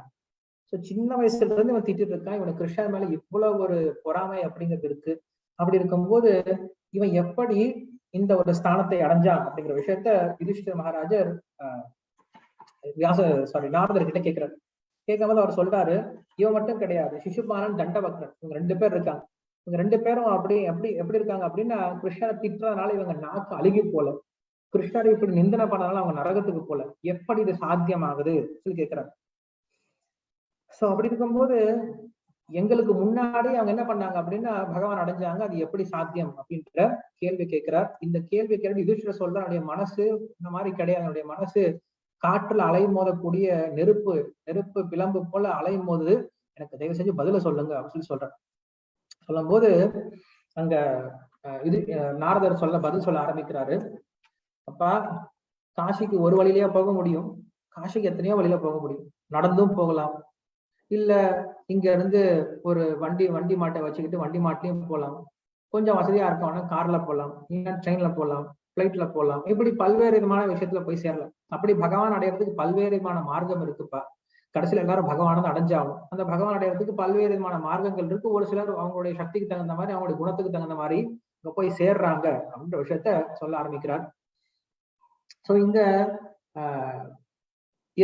நாரத பகவான் இங்க ஒன்ன பேச ஆரம்பிக்கிறார். அவர் சொல்றாரு, எப்ப யுதிஷ்டருடைய கேள்வியை கேட்டுட்டாரோ அப்ப நாரதர் சொல்றாரு, நிந்தனஸ்தவ சத்கார நக்கார்த்தம் கலேவரம் பிரதான பிரயோராஜன் அவிவேகேன கல்பிதம் சொல்றாங்க. திட்டுறதுன்னா என்னப்பா சொல்றான். ஒரு சிலர் நம்மளை திட்டுறாங்க, ஒரு சிலர் நம்மளை புகழ்றாங்க, ஒரு சிலர் நம்ம மேல மரியாதையோட இருக்காங்க, இன்னொரு சிலர் அவமரியாதை பண்றாங்க. இதெல்லாம் என்னது? இதெல்லாம் உடலுக்கு தானே. நம்ம உடலை தான் திட்ட முடியும், உடலை தான் அவமானப்படுத்த முடியும், உடலை தான் புகழ முடியும், உடலை தான் ஒருத்தன் எதுவா இருந்தாலும் உடலுக்கு தான் சார்ந்தோம். இது ஆத்மாவை ஒன்றும் பாதிக்க போறது கிடையாது. சோ ஆத்மாவுக்கு யார் ஒருத்தர் திட்டவும் முடியாது, ஆத்மாவை ஒருத்தனை புகழவும் முடியாது, ஆத்மா ஒருத்தனை மரியாதையும் கொடுக்க முடியாது, அவமானப்படுத்தவும் முடியாது. சோ இந்த நிந்தை, ஸ்துதி இதெல்லாம் பகவானை பாதிக்க போறது கிடையாது. முதல்ல அதை புரிஞ்சுக்கும். ஏதோ திட்டுறதுனால நரகத்துக்கு போறான், இல்ல ஒருத்தன் புகழ்றதுனால ஒருத்தன் மோட்சத்துக்கு போறான் அப்படின்னா தப்பான விஷயம். இல்லைன்னா இந்த உலகத்துல அரசியல்வாதி மாதிரி போயிடும். இந்த உலகத்துல அரசியல்வாதியை புகழ்ந்து போலந்தே மேல மேல போயிடுறாங்களே, அந்த போல பகவானை என்ன பண்றோம், இப்படி தாஜா பண்ணி புகழ்ந்து போல மேல போயிடுறோம் அப்படிங்கிறது கிடையாது. சோ அப்படி யோசிச்சு பார்த்தோம் அப்படின்னா பகவான் மறுபடியும் பாரபட்சமா இருக்கிற மாதிரி ஆகி போயிடும். சோ பகவானுக்கு நிந்த ஸ்துதி அப்படின்லாம் ஒன்றும் பெரிய வித்தியாசம் கிடையாதுப்பா அப்படின்னு சொல்றேன். அதுக்கப்புறம் சொல்றாரு, பகவானுக்கு இவன் என்னுடைய எதிரி, இவனுடைய நண்பன் அப்படின்ற பாரபட்சம் கிடையாது. பகவானுக்கு யாரு எதிரியும் கிடையாது, யார் நண்பனும் கிடையாது அப்படின்னு சொல்லி முடிச்சுட்டு, ஆனா அந்த பகவானுக்கு என்ன தேவை அப்படின்னு சொல்லி கேட்கும் பொழுது, யார் ஒருவன் பகவான் மேல முழு தியானத்தோடு இருக்கானோ அவன் பகவான் அடைகிறான் அப்படின்ற விஷயத்த சொல்றான். சோ பகவானுக்கு என்ன முக்கியம் அப்படின்னா அவன் மேல இருக்கக்கூடிய முழு தியானம் தான் முக்கியமே தவிர அவன் மேல இருக்கக்கூடிய சிந்தையோ ஸ்துதியோ இல்ல நிந்தையோ ரொம்ப பெரிய விஷயம் கிடையாது அப்படின்னு சொல்றார். அதுக்கு அவர் இங்க ஒரு அழகான ஒரு விருத்தாந்தத்தை கொடுக்கிறார். தஸ்மாத் வைரானுபந்தேன நிர்வைரேன பயானவா ஸ்நேகாத் காமேனவா யுஞ்சாத் கதஞ்சின் நேச்சதே பிரதகு அப்படின்னு சொல்றாரு. அதாவது இந்த உலகத்துல பார்த்தோம் அப்படின்னா ஒருவன் பகைமைனாலேயோ இல்ல ஒரு உறவுனாலேயோ இல்ல பயத்தினாலேயோ இல்ல பாகத்தினாலேயோ இல்ல காமத்தினாலேயோ என்ன பண்றான் அப்படின்னா ஏதாவது ஒரு வகையில என்ன பண்ணும், அவன் கிருஷ்ணர் மேல தியானத்தை வளர்த்துக்க முயற்சி பண்ணும். அப்படி தியானத்தை வளர்த்துக்கிட்டான் அப்படின்னா அவனுக்கு கிருஷ்ணரை அடைவது சாத்தியமான விஷயம் அப்படின்னு சொல்ற. இன்னும் கொஞ்சம் விளக்க போறாரு அவரு. அப்படி இங்க என்ன சொல்ல வர்றாரு அப்படின்னா ஏதாவது ஒரு வகையில நம்ம என்ன பண்ணுவோம், கிருஷ்ணரை தியானம் பண்ண முயற்சி பண்ணும். மருந்து சாப்பிட்ற மாதிரிதான். மருந்து சாப்பிட்றோம், ஒருத்தனுக்கு தெரியுது நோய் இருக்குன்னு தெரியுது, ஒருத்தர் நல்ல புத்தி இருக்கு, அவன் என்ன பண்றான், இந்த மருந்து சாப்பிட்டா எனக்கு நல்லதுன்னு தெரியுது, அவன் என்ன பண்றான், புத்தியோட அந்த மருந்தை விருப்பத்தோட சாப்பிட்றான். இன்னொரு பக்கம் பார்த்தோம் அப்படின்னா சின்ன குழந்தைங்க, விவேக்கியானவன் மருந்தை புரிஞ்சுட்டு சாப்பிடுறான். இதே அவிவேக்கியா இருக்கக்கூடிய புத்தி இல்லாத குழந்தைங்களை பார்த்தோம் அப்படின்னா மருந்துனா பிடிக்கவே பிடிக்காது. மருந்துனா கசப்பா இருக்கும், அதுக்கு பிடிக்கவே பிடிக்காது. சோ மருந்தை கொடுக்கக்கூடிய அப்பா அம்மாவையும் திட்டும், குழந்தை அந்த அந்த வைத்தியரையும் திட்டும், அந்த மருந்தையும் திட்டும். திட்டிக்கிட்டே என்ன பண்ணும், அந்த மருந்து சாப்பிடும். சாப்பிட்டா என்ன ஆகும், கண்டிப்பா அந்த மருந்து அதுக்கு பிரயோஜனத்தை கொடுத்து நோயில இருந்து வெளிப்படுத்தும். அதே போலதான் இந்த பகவானுடைய பக்தி அப்படிங்கிறது மருந்தை போன்றது. இதை ஸ்ரத்தையானவங்க என்ன பண்றாங்க அப்படின்னா விருப்பத்தோட ஏற்றுக்கொண்டு பகவான் தியானம் பண்ண ஆரம்பிக்கிறாங்க. அவங்க ரொம்ப சீக்கிரம் பகவான் அடைகிறாங்க. அதே போல பகவானை பற்றிய விஷயத்த பிடிக்காம பகவான் மேல என்ன பண்றான் அப்படின்னா நிந்தனை பண்ணிக்கிட்டே பகவான் அதிகமா தியானம் பண்ணிட்டு ஒரு சில அடையறவங்க இருக்காங்கப்பா. சோ இப்படியாக அவன் தெரிஞ்சு பண்ணாலும் சரி, தெரியாம பண்ணாலும் சரி, எப்ப அவன் பகவான் மேல தியானம் பண்ண ஆரம்பிக்கிறானோ அவன் கண்டிப்பா பகவானை அடைவது உறுதி அப்படின்ற விஷயத்த சொல்றார். சொல்லி முடிச்சுட்டு அதுக்கு நல்ல ஒரு வித்தாந்தத்தை நம்மளுக்கு கொடுக்குறாரு. இதே விஷயத்த நாரதர் 11ஆம் ஸ்கந்தத்திலையும் பேசுறார். இதே விஷயத்த அங்க சொல்லும் போதும் வசுதேவருக்கு சொல்லும் போதும் வைரேன யம் நிருபதய சிசுபால பௌண்ட்ர சால்வாதயோ கதி விலாச விலோகனாதாய தியாயந்தஹ அப்படின்னு சொல்ற. அப்படின்னா இங்க ஒரு கிண்டலான ஒரு விஷயம் சொல்றார் நாரதர். என்ன சொல்ற அப்படின்னா, நம்ம யார் மேல அன்பு வச்சிருக்கோமோ அந்த அன்பை காட்டிலும் பகைமையிலதான் இன்னும் ஒருத்தர் மேல அதிகமா நம்ம யோசிப்போம்னு சொல்லி சொல்றோம் இல்லையா. நம்ம ஒருத்தர் மேல அன்பு வச்சிருக்கோம்னா கூட அவரை பத்தி அதிகமா யோசிக்க மாட்டோம். ஆனா யார் மேல பகை வச்சிருக்கோமோ அவங்க மேல அதிகமா யோசிக்க ஆரம்பிப்போம். அதனால இங்க சொல்றாரு, என்னை பொறுத்த வரைக்கும் அன்பை காட்டிலும் பகை மேலதான்ப்பா அதிகமா ஒருத்தனுக்கு தியானம் வரும் அப்படின்னு சொல்லி சொல்றாரு. ஏன் சொல்றேன் அப்படின்னா, இந்த இடத்துல அந்த சிசுபாலனோ இல்ல தண்டவக்ரனோ இல்ல ராமனோ இல்ல ஹிரண்யாட்சனோ ஹிரண்யகசிபோ பகவான் மேல அப்படி ஒரு பகைமை வச்சிருந்தாங்க. ஆனா அது எல்லாருக்கும் சாத்தியமா அப்படின்னா அது எல்லாருக்கும் சாத்தியம் கிடையாது. அது நம்ம செய்யவும் கூடாது. அது ஏன் அப்படின்ற விஷயத்த கொஞ்ச நேரத்துல விளக்குவார். நம்ம செய்ய வேண்டியது என்ன அப்படின்னா அனுகூலியான கிருஷ்ணான ஸ்வீரணம் அப்படின்னு சொல்லி சொல்றாங்க. பகவானுக்கு நம்ம அனுகூலமான பக்தி பண்ணுமே தவிர பிரதிகூலமான பக்தி பண்ணக்கூடாது. இப்ப இந்த அசுரர்கள்லாம் பண்ணக்கூடிய பக்தி எப்படிப்பட்டது அப்படின்னா, பகவான் அவங்களும் தியானம் பண்ணாங்க. எப்படி தியானம் பண்ணாங்க, நெகட்டிவா தியானம் பண்ண ஆரம்பிச்சாங்க, பிரதிகூலமா தியானம் பண்ண, அன்பேவரபிளா தியானம் பண்ண ஆரம்பிச்சாங்க. பகவானுக்கு உகந்த விஷயமா தியானம் பண்ணல, பகவானுக்கு பாதகமா தியானம் பண்ண ஆரம்பிச்சாங்க. சோ இந்த தியானம் அப்படிங்கிறது எல்லாருக்கும் சாத்தியம் கிடையாது, எல்லாரும் செய்யவும் கூடாது. அது நாரதர் கடைசியில சொல்வார். பட் இருந்தாலும் ஒரு சின்ன கிண்டலா சொல்றாரு அவரு. பகைமையில வரக்கூடிய தியானத்தை காட்டிலும் மற்றவங்களுக்கு வராதுன்னு சொல்லி சொல்றார். இந்த பகைமை அப்படிங்கிறது பிரேமை அதிகமானாலும் வரும்.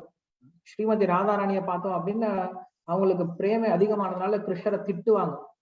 கிருஷ்ணரை பயங்கரமா திட்டுவாங்க. என்ன சொல்றாங்க அப்படின்னா, மிருகயோ ரிவ கபீந்திரம் வித்யதா லுப்த தர்மஹா ஸ்திரியாமக்ருத்த ரூபம் ஸ்ரீஜிதா காமயானாம் பலிம் அபி பலிம் அப்படின்னு சொல்லிட்டு இது ஸ்ரீமத் பாகவத்துல கிருஷ்ணரை ராதாராணி திட்டக்கூடிய விஷயம். எப்படி நீ ஒரு குரங்குக்கு உதவி பண்றதுக்கு இன்னொரு குரங்கை போய் சாகடிச்ச, அதே போல பலி மகாராஜரை போய் நீ எப்படி ஒரு சின்ன பையனை போய் ஏமாத்தி அவனை போய் நீ வஞ்சப்படுத்தின, இப்படி இருக்கக்கூடிய ஒரு கருப்பான ஒரு பையன் கிட்ட நம்ம சேரவே கூடாது, எங்களாத்தையும் எப்படி ஏமாத்தி நீ அங்க போய் வேற திருமணம் பண்ணிக்கிட்ட அப்படின்னு சொல்லிட்டு கண்டபடி திட்டுவாங்க. சோ அங்க திட்டுறது அப்படிங்கிறது வேற. பிரேமை அதிகமானாலும் என்ன ஆகுறான் அப்படின்னா அங்க திட்டுறது அப்படிங்க ஏற்படுது. சோ அதனால அந்த சூழ்நிலை நம்ம இன்னும் போய் சேரல. நம்ம அசுரர்களை போலவும் நம்ம திட்டவும் முடியாது. சோ அது நமக்கும் கிடையாது அப்படின்னு சொல்லி சொல்றார். சோ இங்க நமக்கு நாரத பகவான் ஜாக்கிரதைப்படுத்துறார். இந்த விஷயமானது நமக்கு கிடையாது. ஆனா யாரொருவன் பகவான் நினைக்க ஆரம்பிச்சானோ அவனுக்கு கண்டிப்பா நல்லதான் கிடைக்குமே தவிர எனக்கு என்னைக்கும் தீயது கிடைக்க போறது கிடையாது அப்படின்னு சொல்லி சொல்றேன். சொல்லி முடிச்சுட்டு அந்த அசுரர்கள் எப்படி இருந்தாங்க அப்படின்னா, ராவணன் எப்படி இருந்தா இல்ல சிசுபாலன் எப்படி இருந்தா அப்படின்னா 1000 பேர் சொன்னாலும் ராவணன் ஒத்துக்கவே இல்லையே. எல்லாரும் சொல்றாங்க, மண்டோதரி முதல் கொண்டு எல்லாம் சொல்றாங்க, போய் பகவான் கிட்ட சரணாகதி பண்றா அப்படின்ட்டு. சரணாகதி பண்ணவே மாட்டான்ட்டானே, கடைசி வரைக்கும் சரணாகதி பண்ணவே இல்லையே. காரணம் என்ன அப்படின்னு புரிஞ்சுக்கணும். கடைசியில் என்ன பண்றார், ராமராவனை நிர்மூலமாக்கிட்டார், நிராயுத பாணியா மாத்திட்டார். கடைசியில சொல்லி முடிக்கிறார், இன்னைக்கு நீ போய் நாளைக்கு வான்னு சொல்லி சொல்றான். அப்படி சொல்லும் போது என்ன பண்றான், அவன் கடைசியில சொல்றான், என்ன 2ஆ கிழிச்சு போட்டாலும் பரவாயில்ல, நான் ராமனுடைய காலில் விழுவ மாட்டேன்னு சொல்லி சொல்றான். அப்படி ஒரு வைராக்கியம் அவனுக்கு கிட்ட இருந்துச்சு, அப்படி ஒரு பகமே அப்படிங்கிற அவங்க கிட்ட இருந்துச்சு. ஹிரண்யகசிபும் அப்படிதான். அவன் சொல்றான், இந்த தூணுக்குள்ள அவன் பகவான் இருக்கானான்னு சொல்லி கேட்கிறான். இருக்கான்னு சொல்லி சொல்றான். தட்னா தூணை தட்னா பகவான் வெளில வந்தாரு. வெளில வந்து என்ன பண்ணிருக்கணும், சத்தியம் நிஜாதும் நிஜபிருத்திய வாசிதம் சொல்லிட்டு காலில் விழுந்திருக்கணும். விழுல, தோ வரவன் நான் சாகடிக்கிறேன்னு சொல்லிட்டு போறான். அப்படி பகவான நேரடியா பார்த்தாலுமே கூட என்ன பண்ணலாம், அவங்க ஒத்துக்க மாட்டான். என்ன பண்ற, சண்டை போடதான் போறான். அதே போல துரியோதனன் அவனும் பகவானுடைய விஸ்வரூபத்தை பாக்குறான். விஸ்வரூபத்தை பார்த்துட்டு இது மேஜிக்னு சொல்லி சொல்றான், ஒத்துக்கல. சிசுபாலன் அப்படிதான் இருக்கான். இப்படி இவங்க எல்லாம் என்ன பண்றாங்கன்னா, நேரடியா பகவானை பார்த்தாலுமே கூட என்ன பண்றான் அப்படின்னா ஒத்துக்க மாட்டேங்கிறாங்க. அவன் என்ன பண்றான், சண்டை போடுறான். நான் பக்தி பண்ண மாட்டேன் அப்படின்னு சொல்லி நிற்கிறானுங்க. ஏன் காரணம் என்ன அப்படின்னா நம்மளுக்கு இன்னும் கொஞ்ச நேரத்துல புரியும். ஏன்னா இவங்க இப்படிதான் செஞ்சாகணும், இவங்க இப்படிதான் பகவானை அடையணும் அப்படிங்கிறது ரிஷிகளால கொடுக்கப்பட்டது. இப்ப இதுதான் நம்ம ரொம்ப முக்கியமான விஷயம். ஒருவன் பக்தி பண்றதா இருந்தாலும் இல்ல பகவான் மேல பகைய வளர்த்துக்கிறதா இருந்தாலும் ரிஷியினுடைய ஒரு வழிகாட்டுதல் கீழே பண்ண அப்படின்னா அது வெற்றியை கொடுக்கும். இதை நம்ம புரிஞ்சுக்க வேண்டிய விஷயம். இப்ப நம்ம பக்தி பண்ணாலுமே கூட ஒரு குருவனுடைய வழிகாட்டுதல் கீழே பண்ணும். அதே போல நான் பகவான் மேல வெறுப்பை ஏற்படுத்திக்கிட்டு பகவானை திட்டணும் இல்ல பகவானுக்கு பகைவனா ஆகணும் அப்படின்னாலும் அதுக்கும் ஒரு ரிஷி வேணும் நம்மளுக்கு. என்ன ரிஷி? இவங்க எல்லாம் இருக்காங்க இல்லையா, இந்த ராவணன், ஹிரண்யாக்ஷன், ஹிரண்யகசிபு, கும்பகர்ணன், சிசுபாலன், தண்டவக்கரன், இவங்க என்ன பண்ணிருக்காங்க அப்படின்னா குமாரல் கிட்ட இருந்து வரம் வாங்கிட்டு வந்திருக்காங்க. என்ன வரம் வாங்கிட்டு வந்திருக்காங்க, நீ 3 பிறவில பகவானுக்கு எதிரியா பிறந்து பகவானோட சண்டை போட்டு நீ என்ன வந்து பகவானை வந்து அடைவேன்னு சொல்லிட்டு வரம் வாங்கிட்டு வந்திருக்காங்க. சோ இந்த ஒரு விஷயம் வந்து ரிஷிகள் கொடுத்த வழியா இருக்கிறதுனால ரிஷிகள் நம்ம கிட்ட சொல்லிட்டாங்க அப்படின்னா நீ கிருஷ்ணரை திட்டு, நீ மோட்சம் போவான்னு சொல்லிட்டாங்கன்னா நம்ம தைரியமா கிருஷ்ணரை திட்டலாம். ஆனா ரிஷிகள் அப்படி சொல்லல. சோ கடைசியில பிரமாணம் என்ன அப்படின்னா சாஸ்திரம் தான் பிரமாணம், பக்தர்கள் தான் பிரமாணம், குரு தான் பிரமாணம். சோ இவங்க பிரமாணம் கிடைச்சிருச்சு அப்படின்னா நம்ம என்ன வேணா செய்யலாம். அவங்க நம்மளை திட்டுறா அப்போ இது செய்யறான்னு சொன்னா செய்யலாம், ஏன்னா அவங்க சொல்லிட்டாங்க. அதுதான் நம்மளுக்கு கடைசி பிரமாணம். சோ அப்படி இந்த அனுசூரர்களை பார்த்தோம் அப்படின்னா இவங்க பிரமாணத்துல வந்திருக்காங்க. இவங்களுக்கு இதுதான் கதி. பகவானை திட்டி பகவான் கிட்ட சண்டை போட்டு பகவான் கிட்ட போர் செஞ்சு பகவான் கையால செத்துதான் இவங்க பகவான் அடையணும் அப்படின்ற விஷயம் தெரிஞ்சதுனால தைரியமா அதை நிக்கிறாங்க. ராவணன் என்ன பண்றான், 10 தலை வச்சிருந்தாலும் வாயை மூடிட்டு இருக்கிறான். இந்த வார்த்தையை வெளில சொல்லாம அவங்க என்ன சொன்னாலும் கேட்டுக்கிட்டு வந்து ராமர் கிட்ட கடைசி வரைக்கும் நின்ன காரணம் என்னது, அவங்களுக்கு ரிஷிகள் கொடுத்த வழி இதுதான். சோ நமக்கு ரிஷிகள் கொடுத்த வழி இதுதான். என்னது, அனுகூலியான கிருஷ்ணான சீரணம், கிருஷ்ணருக்கு நம்ம அனுகூலமான பக்தி செய்யணும் அப்படிங்கிறது நம்மளுக்கு கொடுத்த விஷயம். சோ அவங்களுடைய பக்தி சாஸ்திரமே வேற, நம்முடைய பக்தி சாஸ்திரம் வேற. சோ அந்த அசுரர்களுக்கு உண்டான பக்தி சாஸ்திரத்தை நம்ம கடைபிடிக்க கூடாது. இருந்தாலும் நம்ம இங்க என்ன புரிஞ்சுக்கிறோம் அப்படின்னா கிருஷ்ணர் எப்படி கருணை வாய்ந்தவரா இருக்காரு அப்படின்ற விஷயம் புரிஞ்சுக்கணும். கிருஷ்ணர் எப்படி கருணை வாய்ந்தவரா இருக்காரு, ஒரு பக்தனால சாபம் கொடுத்தாலும், ஒரு பக்தனால சாபம் கொடுத்து அவன் வந்தாலும், இல்ல ஒரு பக்தனால அவனுக்கு கருணை கொடுத்து வந்தாலும் 2 பேருக்கும் அவன் என்ன பண்றாரு, பகவான் மோட்சத்தை கொடுக்குறாரு. பக்தனால சாபம் கொடுத்து வந்தவங்க ஜெய விஜயர்கள், பக்தனால கருணை கொடுத்து வந்தவன் பிரகலாதன். 2 பேருக்கும் உதவி பண்ணி 2 பேரும் என்ன பண்றாரு, பகவான் தன் பக்கத்துல கூட்டிக்கிறார். இப்படி பகவான் 2 பேருக்கு சாமாதா இருக்கார். ப்ரொவைடட் ஒரு பக்தனுடைய சங்கம் அப்படிங்கிறது அவனுக்கு தேவை அப்படிங்கிற விஷயம் நீங்க சொல்லி முடிக்கிறார். சொல்லி முடிச்சுட்டு இங்க இன்னொரு ஒரு திருஷ்டாந்தத்தை கொடுக்குறாரு. என்ன கொடுக்குறாரு அப்படின்னா ஒரு சின்ன புழுவை என்ன பண்ணணும்னா இந்த வண்டு என்ன பண்ண கொண்டு வந்து தன்னுடைய இடத்துல வந்து அடைச்சி வச்சிடும். அடைச்சி வச்சுட்டு என்ன பண்ணா இந்த வண்டு வந்து வெளில சாப்பாடு எடுக்க போயிடும், எங்கேயாவது போய் இறை எடுக்க போயிடும். இந்த உள்ள இருக்கக்கூடிய புழு என்ன பண்ணும் அப்படின்னா இந்த வண்டு வருமோ, இந்த வண்டு வந்து நம்மளை சாப்பிடுமோ, இந்த வண்டு வந்து நம்மளை கொண்டுடுமோ அப்படின்ட்டு பயம் அதிகமா இருக்கும். அந்த புழுவை நினைச்சு அந்த புழு என்ன பண்ணும்னா அந்த வண்டை நினைச்சே யோசிச்சுட்டு இருக்கும். அது மேல பயத்தினாலையும் அது மேல இருக்கக்கூடிய கோபத்தினால என்ன பண்ணும் அப்படின்னா அந்த வண்டையே நினைச்சிட்டு இருக்குமா. நினைச்சிட்டு இருந்துட்டு அந்த புழு என்ன ஆயிடும், திடீர்னு வண்டாகவே மாறி போயிடும். அந்த வண்டாகவே மாறி போயிடும் அப்படின்னு சொல்றாங்க. இது நடந்துட்டுதான் இருக்கு. சோ இப்படி ஒருவன் என்ன ஆகுறான் அப்படின்னா ஒரு விஷயத்த அதிகமா நினைக்க என்ன ஆகுறான் அப்படின்னா அவன் அதவாகவே மாறுறான் அப்படின்னு சொல்றான். இப்ப நம்முடைய மனசை கொஞ்சம் யோசிச்சு பார்த்தோம்னு வச்சுக்கோங்களேன், இது வந்து நம்மள ஒரு மெழுகு மாதிரி, மனசு அப்படிங்கிற ஒரு மெழுகு மாதிரி. சோ இந்த மெழுகு என்ன ஆகும் அப்படின்னா ஹீட் ஆக என்னன்னா மெல்ட் ஆக ஆரம்பிக்கும், உருக ஆரம்பிக்கும். சோ நம்முடைய மனசுக்கு நம்முடைய எண்ணங்கள் தான் வந்து ஹீட் பண்ணக்கூடியது. ஒரு விஷயத்த அதிகமா யோசிச்சுதான் வச்சுக்கோங்களேன், என்ன ஆகும், அப்பா மண்டையை சூடாயிடுச்சுன்னு சொல்லி சொல்லுவோம். மண்டையை சூடாயிடுச்சுன்னு என்ன அர்த்தம், ஒரு விஷயத்த அதிகமா யோசிச்சதுனால நம்மளுக்கு ரொம்ப அது மேல சூடாயிடும். சோ அப்படி மனசுக்கு பார்த்தோம் அப்படின்னா நம்மளுக்கு பல்வேறு விதமான எண்ணங்கள் நம்மளுடைய மனசுல வந்துட்டு இருக்கு.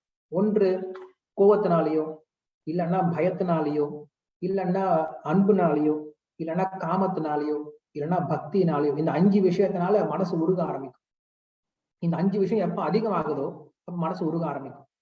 ஒருவனுக்கு பயம் அதிகமானாலும் மனசு உருக ஆரம்பிக்கும். ஒருத்தனுக்கு கோவம் அதிகமானாலும் மனசு உருக ஆரம்பிக்கும். ஒருத்தனுக்கு காமம் அதிகமானாலும் மனசு உருக ஆரம்பிக்கும். ஒருத்தனுக்கு அன்பு அதிகமானாலும் உருக ஆரம்பிக்கும். பக்தியிலையும் மனசு உருக ஆரம்பிக்கும். சோ இப்படி எப்ப மனசு உருக ஆரம்பிக்கிறதோ என்ன ஆகணும் அப்படின்னா, இப்படிப்பட்ட உருகக்கூடிய மனசுல வந்து அந்த நான் சொன்னேன் இல்லையா, இந்த மெழுகு உருக்கிட்டோம் அப்படின்னு என்ன ஆயிரும், திரவம் மாதிரி போயிடும். அப்ப நீங்க என்ன பண்ணுங்க, ஒரு கிருஷ்ணனுடைய பொம்மை அதை வச்சு எடுத்தீங்க அப்படின்னா அந்த மெழுகு என்ன ஆயிடும், கிருஷ்ணர் பொம்மை மாதிரி மாறி போயிடும். இதே அந்த இடத்துல ஒரு நீங்க சின்ன எலியை வச்சு எடுத்தீங்க அப்படின்னா, எலி பொம்மை வச்சு எடுத்தீங்கன்னா எலி மாதிரி இருக்கும். இதே அந்த இடத்துல ஒரு நாய் பொம்மை வச்சு எடுத்தீங்கன்னா நாய் மாதிரி இருக்கும். சோ அப்படி இந்த உருகக்கூடிய மனசுல தேவையில்லாத விஷயங்களை போட்டு உருகடிக்காம என்ன பண்ணுங்க, கிருஷ்ணருக்காக உருக ஆரம்பிங்க. நம்ம செய்யக்கூடிய ஒவ்வொரு விஷயம், நம்மளுக்கு கோபம் வந்தாலும் சரி, நமக்கு சந்தோஷம் வந்தாலும் சரி, நமக்கு அன்பு வந்தாலும் சரி, நமக்கு பக்தி வந்தாலும் சரி, நமக்கு பயம் வந்தாலும் சரி, கிருஷ்ணருக்காக நம்ம இதெல்லாம் செய்ய ஆரம்பிச்சோம் அப்படின்னா நம்ம மனசானது கிருஷ்ணருடைய உருவத்தை நம்முடைய மனசை தாங்க ஆரம்பிக்கும். கிருஷ்ணர் தான் நம்ம மனசுல இருப்பார். சோ அப்படி கிருஷ்ணர் யார் ஒருத்தன் சதா சர்வ காலம் தியானம் பண்ணிட்டு இருக்கானோ என்ன பண்றான், கண்டிப்பா கிருஷ்ணர் தான் அடையிறான். அந்த காலேச்ச மாமேவ ஸ்மரன் முக்தா கலேவரம் எப்பிரயாதி சமத்பாவம் யாத்தி நாஸ்தியத் அசம்சயா அப்படின்னு கிருஷ்ணர் சொல்ற. சோ இப்படியாக நம்முடைய மனதை நம்ம என்ன பண்ணோம் அப்படின்னா ஏனக்கேன பிரகாரேன அப்படின்னு சொல்ல போறாரு இன்னும் கொஞ்ச நேரத்துல.